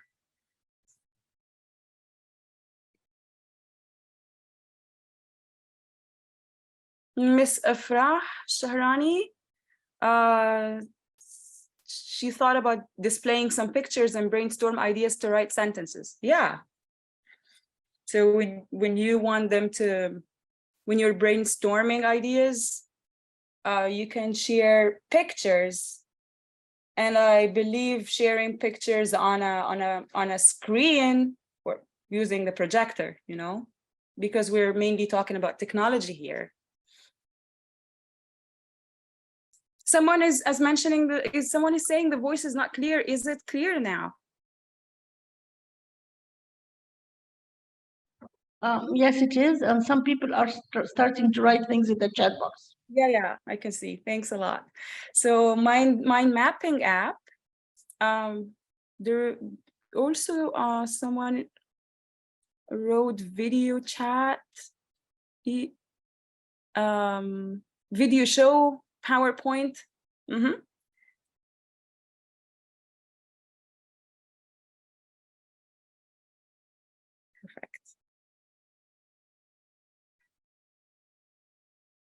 So can everyone please share their thoughts? Yeah, you know, like I was actually even thinking about what we're doing now. If this was a writing session, we would have been using Zoom. So that's a way in which we integrate technology. If the class is happening, you know, in an online environment, or it's people are not in the same place and it's a remote learning experience. Google Documents, yeah. Creative private documents you share with small groups. Students work together on their own devices to collaboratively write an essay. Yeah, I've done that too. And it's really amazing because it saves you time. I can see you mentioning feedback here. You can just do the feedback on the spot and correct and encourage them to correct their errors immediately if this is what you want to do, you know? So yeah, definitely. Padlet is one way, according to Ms. Noura. Yeah. Make students create memes. All of those are ways in which technology can be integrated in a writing lesson. Using search engines, according to Ms. Nada, yeah. If they want to search, you know, for ideas. Using tasks apps and assign parts to different students. yeah, you know, like the lesson becomes interactive and engaging when using live time apps. Okay, let's just move on. Yeah, like I included like because I don't have like that much time, so I thought of taking ideas from you and then specifically talk about those three, let's say, tools, you know, that you can use and find really useful in a writing lesson. So as we just mentioned, Padlet, you know, and I just used Padlet for getting to know you activities, you know, but can we think about other ways in which this can be used or utilized, you know, like this tool? Like, I understand that we can use it in the very beginning, let's say, of a school year and have students share about themselves and posting pictures, and it becomes really interesting to them, you know? But can we still use Padlet, but in different stages of a lesson, of a writing lesson, for example?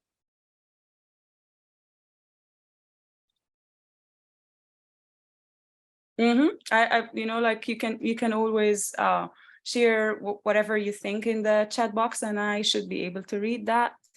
So,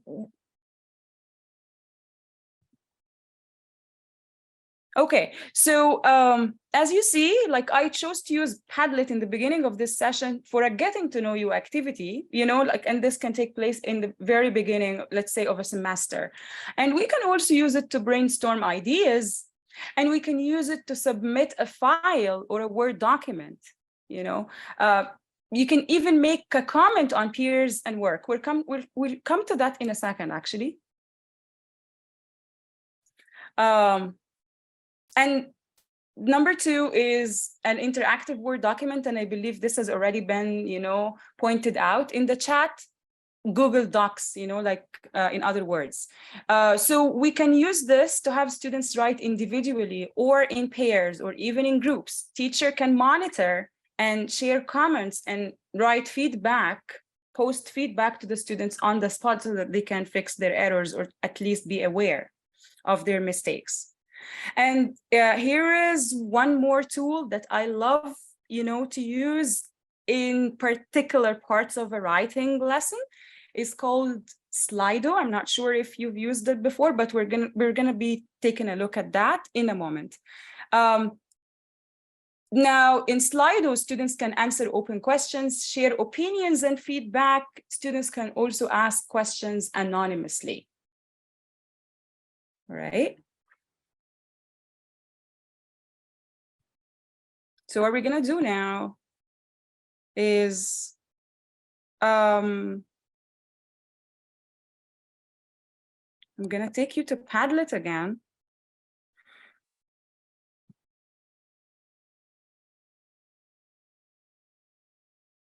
But this time we're gonna be looking at another feature of Padlet.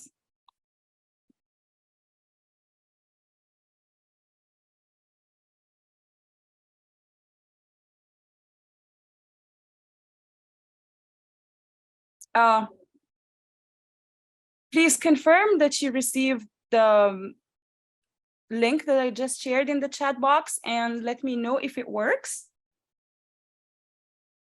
It is working, yes.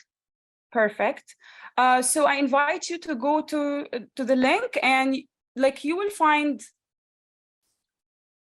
when you go there, you will find another, let's say, task or assignment. But this time, instead of you writing on Padlet, it shows another feature that you can actually upload a document. So if you have been working on your first draft, for example, on a Word document on your computer or on your phone, you can easily upload that.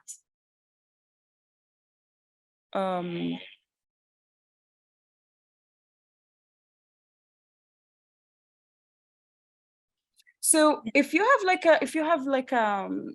this is something that you can do now, feel free to do it, but maybe not everyone can upload like a Word document or can write like a 3-line paragraph in a Word document. But if at least one person can do it, then we can see how it looks. You're supposed to like write a 3-line paragraph about how technology can be used in a classroom, which is something we just discussed, but write this on a document and then try uploading the file here so that we can see how it looks.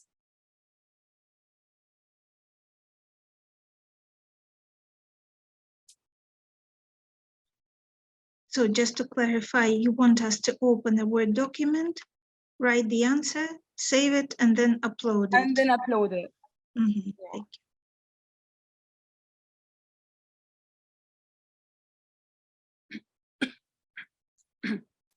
Yeah, you know, like if you can see my screen, someone has just uploaded a file.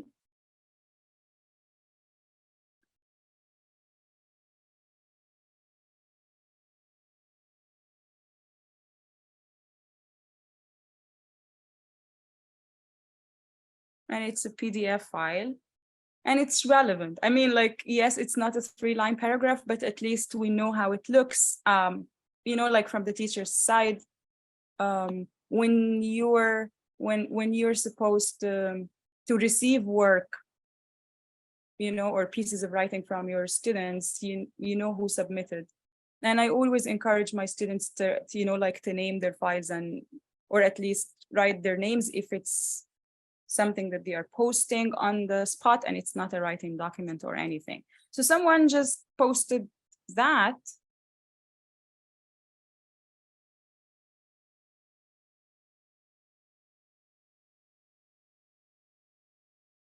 Can you see it? Yes. So now, yeah, now that we see that someone has already written about writing using technology, can be used in various ways. There are many applications. These applications are all user-friendly and very interactive. They increase the participation of students and make them excited and motivated.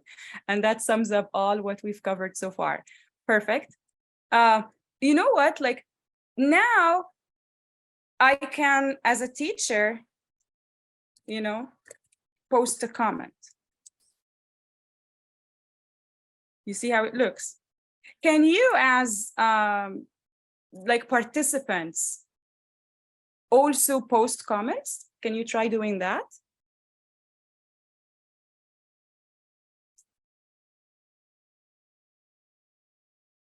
Or can you at least see my comment?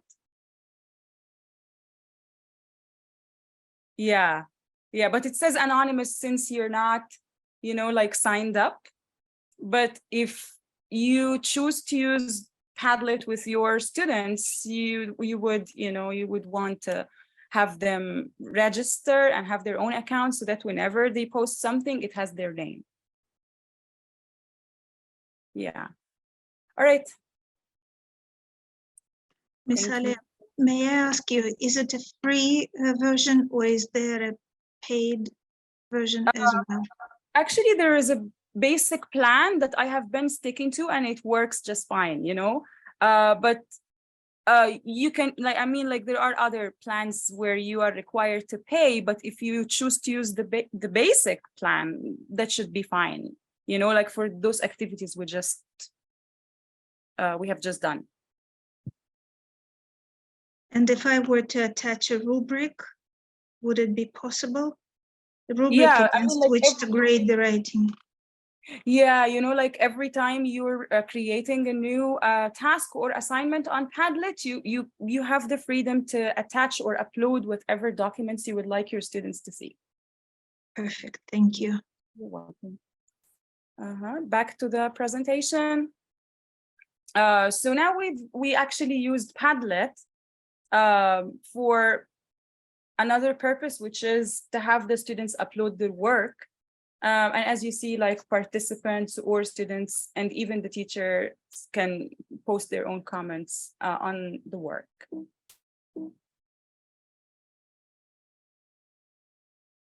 All right. Now the interactive Word documents, and I love to use that with my students if they're working on a writing piece. And this can either be individually or in groups. And because we don't want to lose control, so I'll have people work individually now. All right.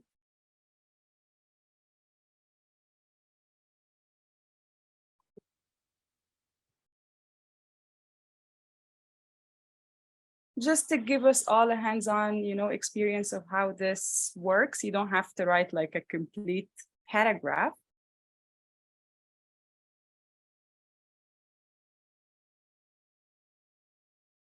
Let me share this again in the Zoom. So I just posted the link. So please make sure you open the link. And I mean, like, if you go to this link, you're supposed to be able to add it.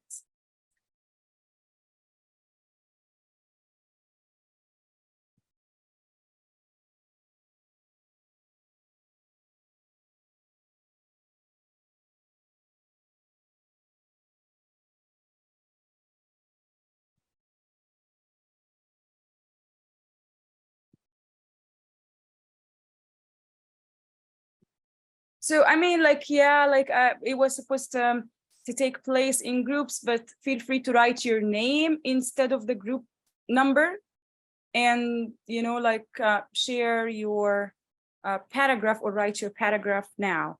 Write a paragraph about some of the advantages of using technology in a writing class. Since we already brainstormed some ideas, it should be easy to at least write in like the first draft.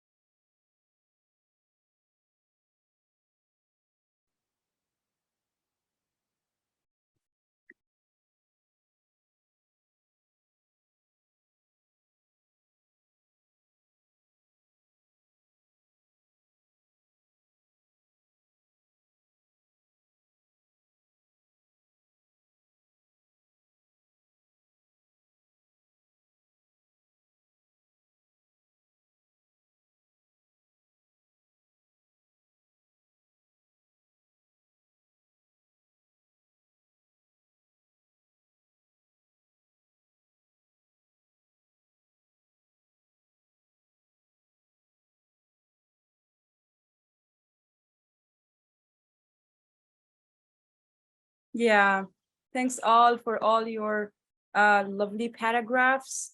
And since you are already, professional, I could not highlight mistakes or anything, but like sometimes I do that with my students in case they have errors. And sometimes I even highlight like the parts that I like and add a comment. Like here, instead of adding the comment, can you see my screen? Are we all looking at the document, the actual document now? Yes, we are. Yeah. All right. So let's look at the first paragraph. I love the fact that she included resources, like as one of the advantages. So, I can highlight that.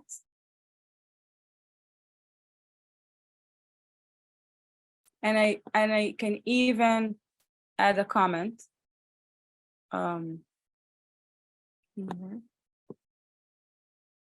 Like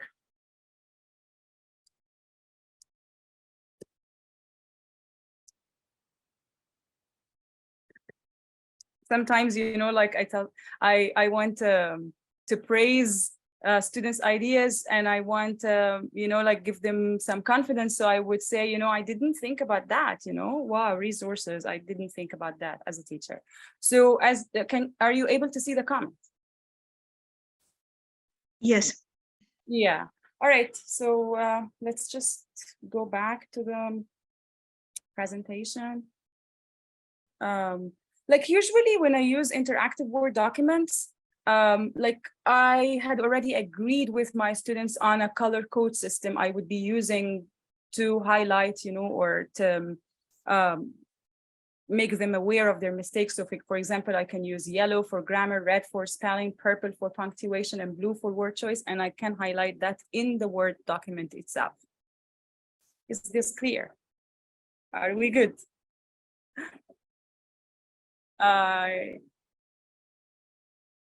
All right. Now let's move on to Slido. How many minutes are left? You have about 12 minutes until the end of the session, but that includes the Q&A. We do have a few questions for you. So how about 5 to 6? All right. Yeah. Okay. Thanks.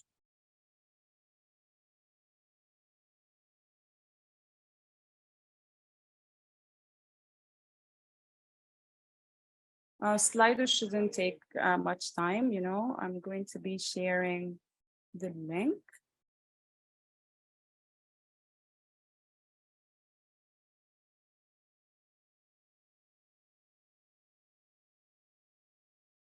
Like when you're using Slido with your students, you can either share the link, like what I am doing now. I just posted the link in the chat box.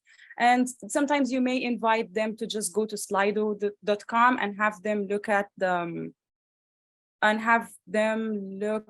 the code.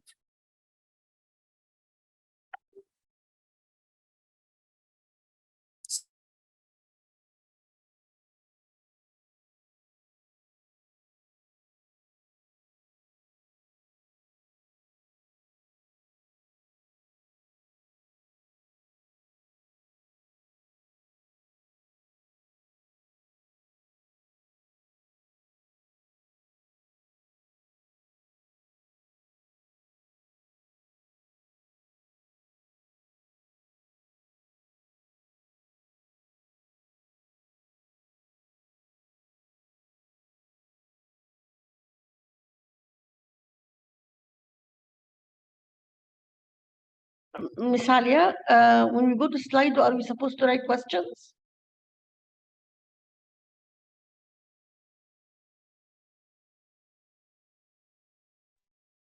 Sorry, I when we check Slido, are we supposed to ask questions?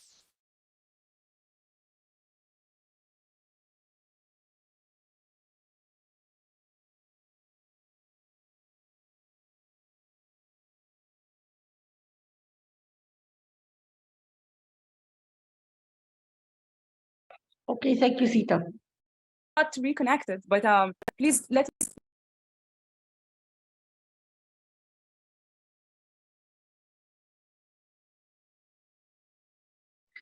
Your voice is breaking up. Are you saying something? We don't hear you.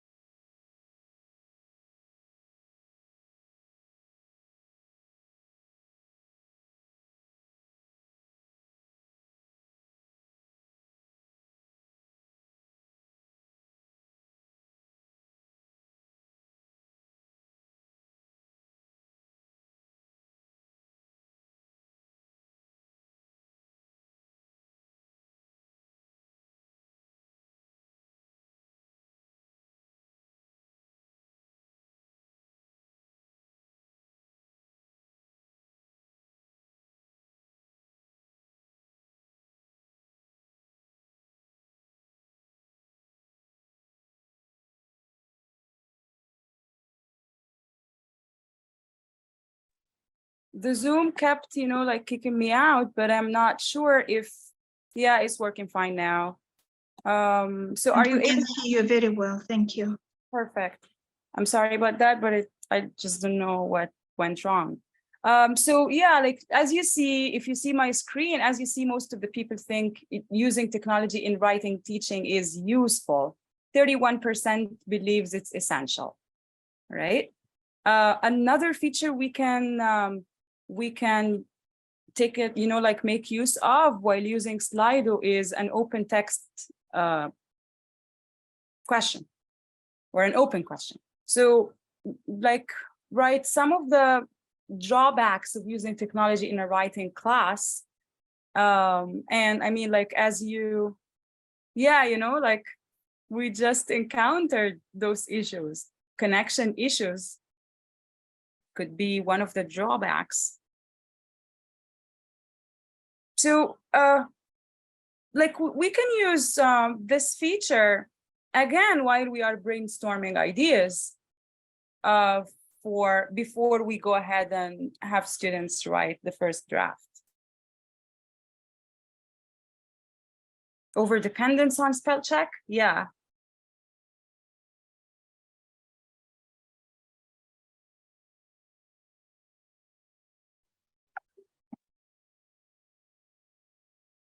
All right. So can you now try send any question just to take like a look at how this works? But before we do that, I believe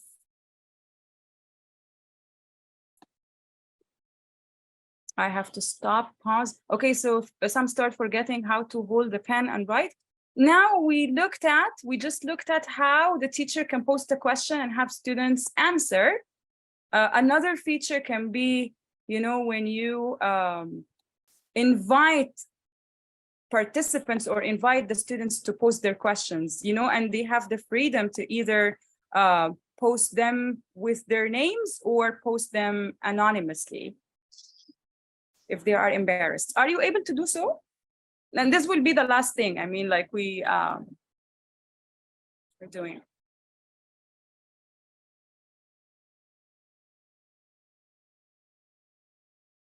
Okay, perfect. So now, try posting a question instead of I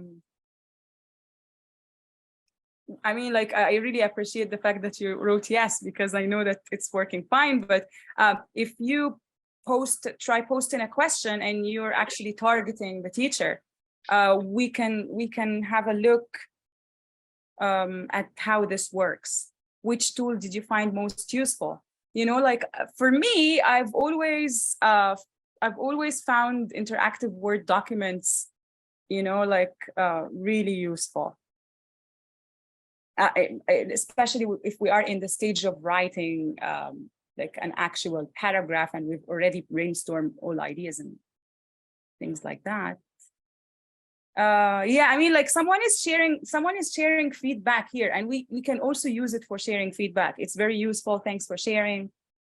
Do you implement something like at the end of the lesson? to check students' understanding. Yeah, I actually was, I already prepared a link for you on Google Forms. And that's, again, another demonstration of using technology in a writing class. You can use that to either collect feedback, or you can include in the Google form itself some of the questions that from the answers you will get to understand whether your students understood, you know, like you can check comprehension, understood the content of the lesson. The uses of technology can have a positive and productive impact in educational settings.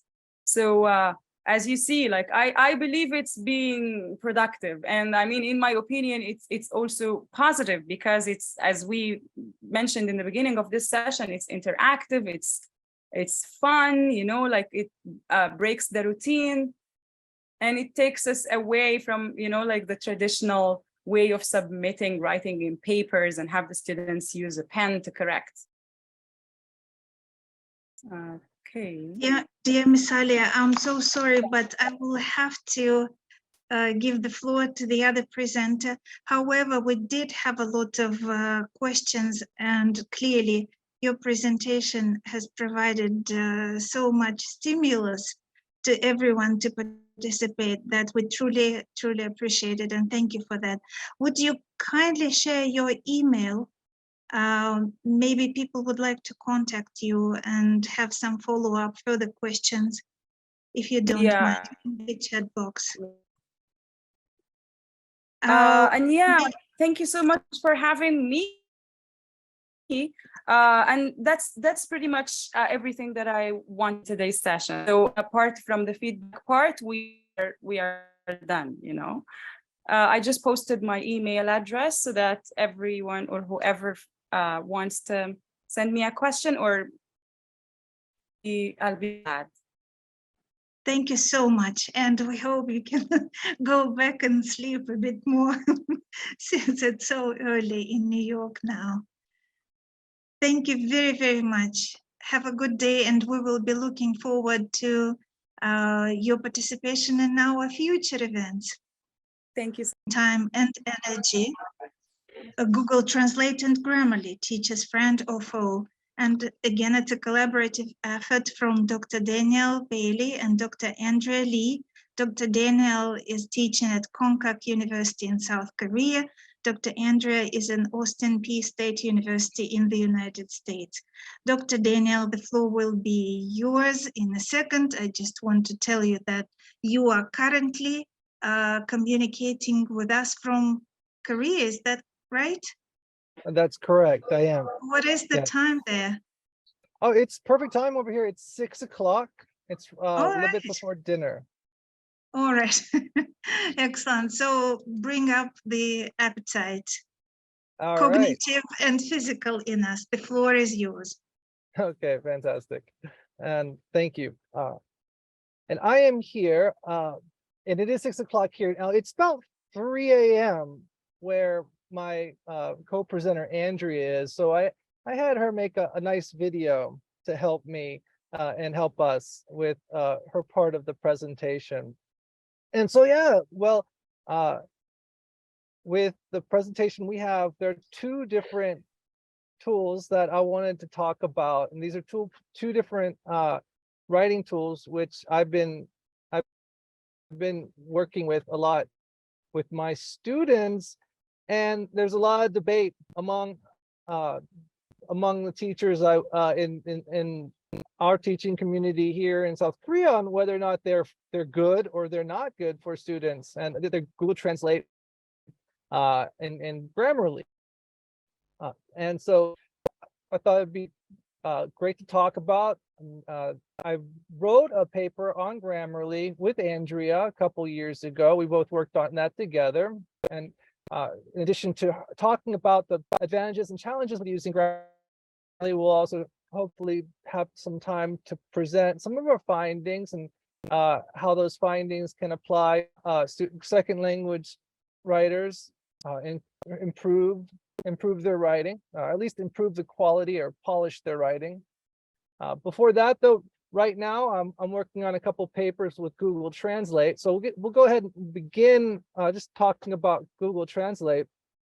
And I really like this to be a bit of a discussion, you know, more than just me presenting some research or talking about some papers that I'm working on or published. It'd be really nice to get some questions, and maybe we can have a discussion about these tools and how they can be used appropriately in the class, how we can use them as teachers.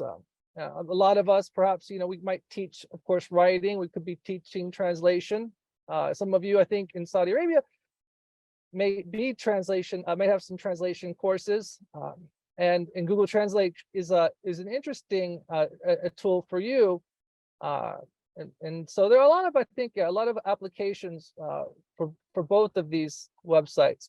So we'll begin with just Google Translate, talking about the advantages and limitations for writers, present a little bit of research.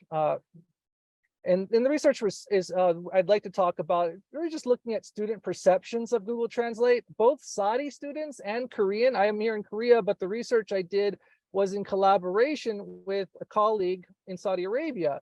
So she surveyed a few hundred students in Saudi Arabia. These are translation majors and English majors in Saudi Arabia. And I translated a couple hundred students here in Korea. So we did a little cross-cultural study about, and to learn more about like what they think about translation websites and how they use them for studying language. And but yeah, I'd really like to just get an open discussion about the use of translation tools. So if they're, you know, in the chat or in the Q&A, maybe even just interrupt me if you'd like. You can just think about a question. Please feel free to interrupt and ask any question you'd like regarding you know, the use of Google Translate. Then after I'm done, we'll talk about Grammarly. I will begin with a video from Andrea, and she's just going to she'll give an overview of Grammarly in the EFL context. She'll talk a little bit about the advantages and limitations for writers, and again, just present a little bit of research reviewing the effectiveness of Grammarly. And hopefully we'll see if we have some time for open discussion again with the use of Grammarly. Just to get some show of hands, like who thinks that using let's say Google Translate, is it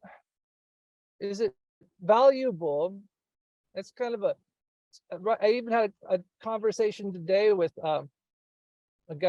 another teacher about Grammarly and how students, you know, they might use it, but they use it so they don't have to think in English, or so they can avoid using English, or perhaps they can even just write their content using Korean and then go straight to Grammarly or go straight to Google Translate and kind of almost like plagiarize in a way. So this is it's a tricky software. It's a tricky piece of tech, which is you know, there's definitely a group of a school of thought that thinks that it might not be so good in the classroom. And I'll hold off on asking you guys on what you think. So just looking at what some of the limitations are, though, dependency is one problem I think that is obvious. If students become overly dependent on Google Translate, that could be a real problem. And then of course translation plagiarism. So I guess if a student might have some content, maybe in Arabic, they translate it to English and then they pawn that off as their own. Or if they have some content in Korean, they translate it to English and then they say it's their writing. Or they just become overly dependent on it. So these are obvious limitations. I would love it if you want to write what other limitations you may think Google Translate has for language learners in the webinar chat. You know, feel free to add your own ideas of what other limitations there could be with Google Translate, or just you can just let us know. accuracy is one that students did report, and that was definitely part of our survey as well. So some of the advantages, so post-editing, dealing with accuracy, students have to be aware that there could be some issues with accuracy. So they need to be aware of that. The language output, accurate writing, interactions. Well, you do say accuracy is a problem, but it's also kind of one of the advantages. There's something called, resource-rich language. English is a resource-rich language. And as time goes on, more and more content is uploaded to the internet in English and Arabic. And that means there's more language that can feed these AI engines that Google Translate uses to train its system to make more and more accurate translations. So yes, I would say even 5 years ago, a lot of the translations were awkward, they were weird, they were strange. Now, I mean, I wouldn't be translating, if you're translating something perhaps like Shakespeare or some unusual language, maybe not so common, it would be awkward. But if you're translating relatively straightforward text, simple sentences, or even short phrases, common terms, then it's becoming more and more accurate. And that happens because more and more content is being put on to the internet to train these systems. And then another advantage we're seeing is that, well, students, when they do use Google Translate, they're interacting, they're interacting with the machine, they're interacting with Google Translate, they're, human computer interaction. Hopefully there's something sinking in, and hopefully they're encouraged to perhaps keep some sort of vocabulary notebook. Good, I'm loving this. Mental linguistics transfer, I have to actually look that up. Mental linguistic transfer. Nada, would you mind elaborating on what you mean by mental linguistic transfer?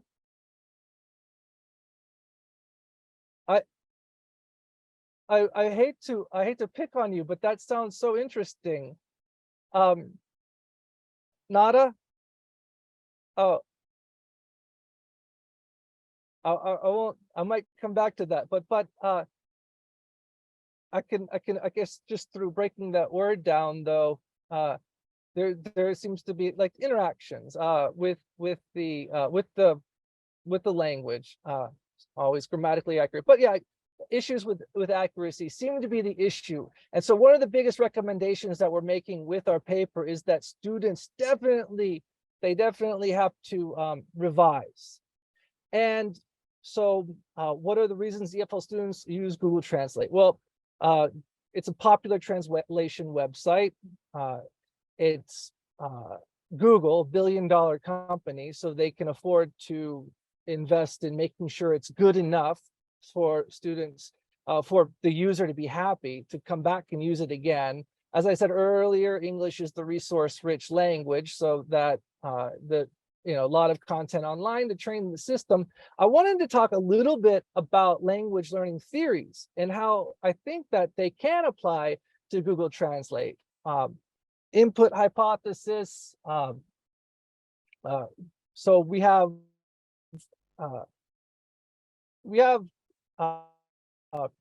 effective filter hypothesis. Students, they'll go to Google Translate, they'll see that maybe their Google Translate will confirm what they would have said, or that they feel confident enough because they trust Google Translate. Maybe they shouldn't, maybe the accuracy isn't as good as it should be, but it gives them a bit of confidence. So their effective filter is lowered. And so it gives them a little bit more confidence when using English. The input hypothesis, let's say the I+1 hypothesis, that English, they should be engaged with language that is just a little bit above their level of understanding. Well, I mean, if they won't need Google Translate if they're using language that they already understand. So it's when they're using language that's slightly more difficult than they're able to comprehend, then they will resort to Google Translate. Hopefully, what I would tell my students always is make sure you don't go to Google Translate if it's for something that's way beyond your level, but just barely outside your reach. So if you're entering the L1 and you absolutely do not recognize the L2, if your reading comprehension, if it's beyond your reading comprehension, then it's definitely not something you'd want, because usually our reading comprehension level is a little bit above our writing skill or our speaking skill. So I highly recommend that the students avoid using any of the output from Google Translate that is beyond their reading comprehension. So sticking with the input hypothesis, yes, trying to only stick with language that is just a little bit above or beyond their current level of understanding. And that kind of sticking to comprehensible output hypothesis, again, if they're negotiating, they're kind of like they're negotiating with the meaning of the output. They're entering some content, they're entering the L1, the L2 is coming out.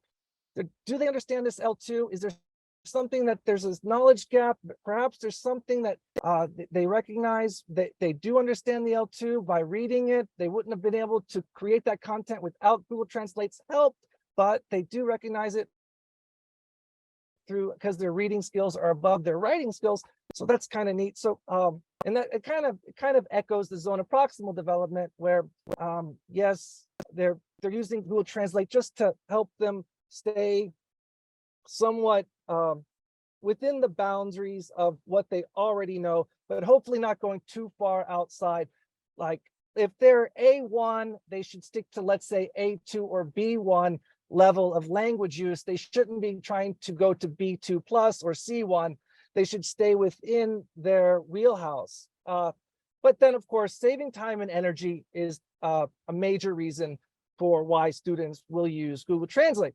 It's one reason why I think as teachers, it's great to also encourage the use, because they're saving time and energy. You can give them more assignment. You're not giving them more work because they're saving time and energy. So they're able to, let's say, get more accomplished in a shorter time, and they're able to do it with less energy. So if it's a business writing class and it's an email assignment, this isn't something you'd make a habit of, but if it was just once every 3 or 4 assignments, you might encourage the use of a writing tool like this. And instead of asking them to write 100 words, you could tell them to write up 200 to 300 words. It would be more like a content curation activity or a translation activity. And because Google Translate has accuracy problems, their job in this assignment would be to correct the accuracy as much as it would be to translate it. So translation might be step 1, checking the accuracy would be step 2, and they could do it with a lot of content. So this would be even a reading activity as much as it would be a content curation activity.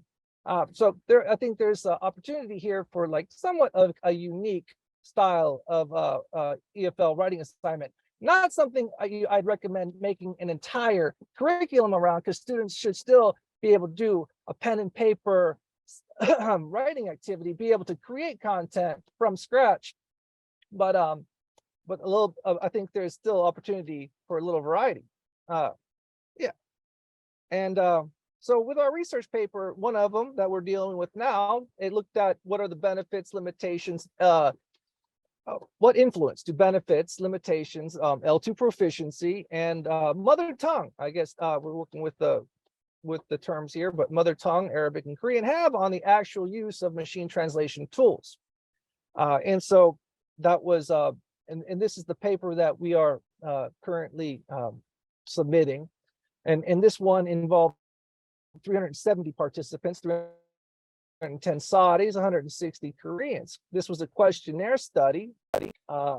We had in this study about 3 scales, including the demographic information. These scales included benefits, limitations, actual use of machine translation, Google Translate in Saudi Arabia, and there's something called Papago in South Korea that South Koreans really prefer. And Then we had 3 open-ended items that measured benefits, limitations, and actual use. They asked about those. They asked about benefits, limitations, and actual use. So we're able to kind of do a mixed method study here.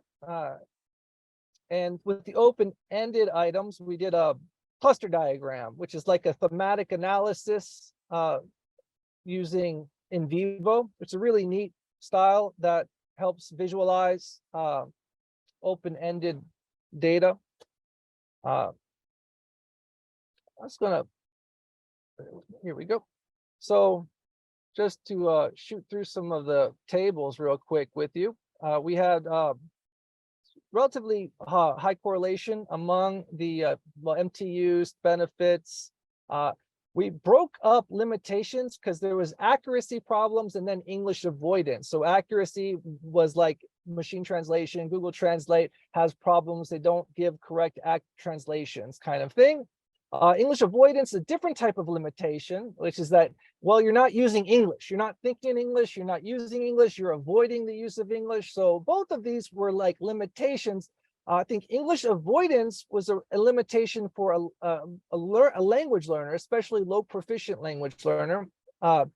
And accuracy problems is something that I think a high proficiency and low proficiency learner could both be able to say, hey, this is a problem with machine translation. So there are 2 limitations, but they can be held different by, they're slightly different,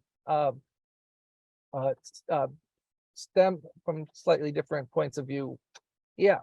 And then we also looked at age, gender. But in general, it was very high. Students really like to use machine translation. All the metrics, they had positive views of it, but they also felt that there were some limitations extremely with the accuracy. So even though there were high limitations with accuracy, and they still used it. There was they still flocked to it. There was overwhelmingly high volume of students. They go and they use Google Translate on a weekly basis. But accuracy is still an issue. Thankfully, I guess English avoidance was not so much of a problem. And down here, using structural equation modeling, limitations with low accuracy was kind of interesting. Even though limitations with low accuracy is such a high problem, it did not influence actual use. So yes, they have problems with it. It's not perfect. I want perfect, but it's not perfect. I don't care. I'll still use it. So it's going to be something that, yeah, they can continue to improve on, but it's not slowing down the traffic as far as accuracy goes. But as a teacher, this is something we do need to think about. We have to worry about editing and revising, and that's always, I really think it's opportunity. I think, like I said, having students use Google Translate and then taking the opportunity for them to then do post-editing, revision, and making sure that the pragmatics of the final product are natural. So the lack of accuracy is something that could be kind of a bonus for us, because it gives us a chance to say, well, now it's step 2. We've done step 1. You used Google Translate. Let's do step 2. Let's do post-editing. And again, I'm not saying to build an entire curriculum around it, but perhaps this could be like an activity. All right. And yeah, benefits, limitations. It was interesting. Limitations with English avoidance behavior. It was a limitation. They avoided using English. That's why they used Grammarly. It's a positive one. So that's still kind of worrisome. So students, they avoid English. They don't want to use English. They don't want to think in English. So that's why they're using Grammarly. So here's something to be concerned about, even though it was reported quite low in general. There's probably some low proficiency students who are using Grammarly, so they don't have to think in English. And there should be some concern here. This is the these are the diagrams from the open-ended analysis, and on the left, with a lot more content, are what the study students wrote. The study students, I believe, they were more vocal. They wrote more. They provided more information, more content about the benefits, about the limitations, and why they use Google Translate. Would be very grateful to them. The Korean students were a little bit more concise. They were a little less detailed in their responses. But in similarity, easy to use, saving time was overwhelmingly the reason why students used Google Translate. Convenient, accurate, not so much. But it did pop up a bit. The difference, I think, and I see this with Saudi students, and this is somewhere I think that Korean students can benefit from, and which I will be teaching my students over here to do, is the Saudi students really used the Google Translate for using the voice function. They appeared to report to at least use Google Translate, and I would say to practice pronunciation, or maybe it was that they're aware of the voice function and they're being very helpful with the survey, but they appeared to say that at least they're aware of that function. And so they talked about using the voice function with Google Translate to practice pronunciation, which was quite nice. And Dina, are you there? Yes, I am. Okay, I just want to check and make sure I'm not talking into the void. Okay. Okay. So, yeah. So I'm really grateful to the Saudi students for all. You have about 3 minutes. I'm sorry. 3 minutes for the first part or everything? Everything. Shall we make it 5? Lord. Okay. Well then, guys, I will go ahead and wrap it up here now with the final part. Now, we do have, limitations of not so accurate. There's some cheating and lack of learning with the Korean students. I'm mentioning that. Thank you very much, Dina, for that. Questions for the audience. I would ask, is Google Translate a power for good or evil? And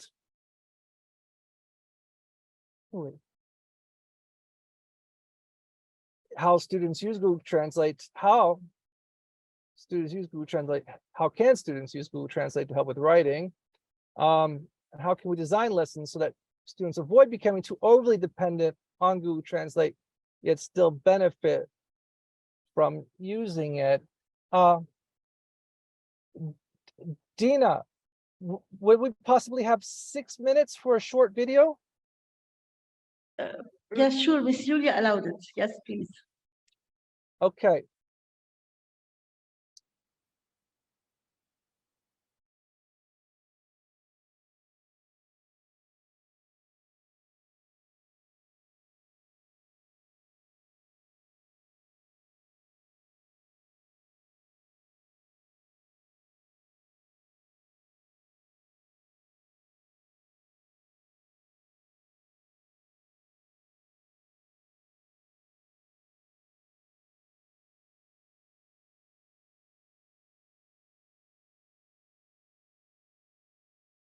Five, 4, 3.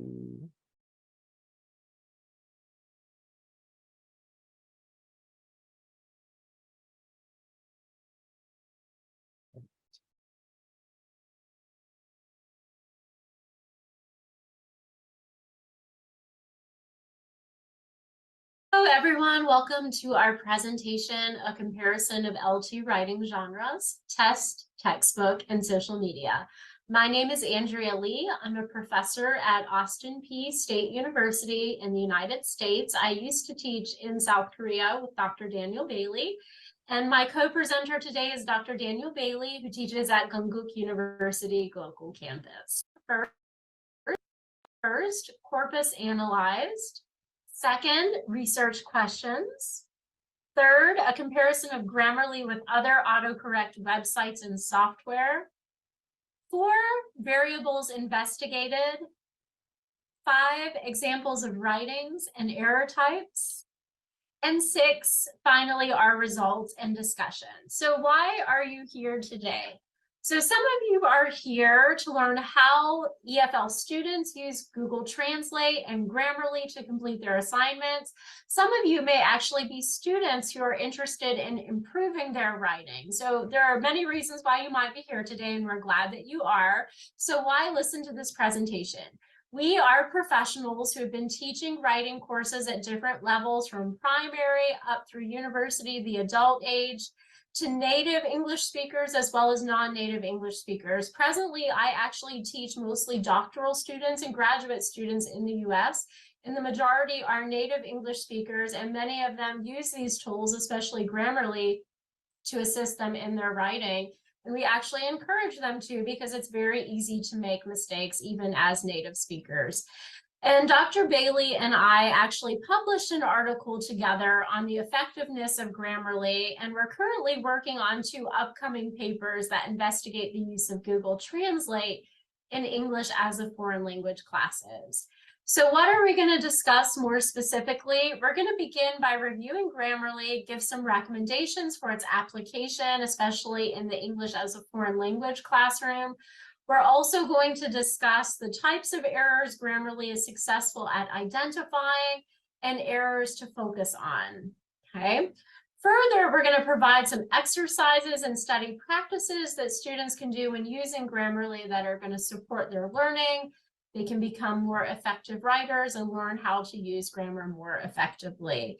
And then we're going to look at advantages and challenges with Google Translate, and we're going to describe some of the reasons why students are using Google Translate. All right, moving on to the 4 sets of writing that we're going to be exploring. First, we have textbook-based 40.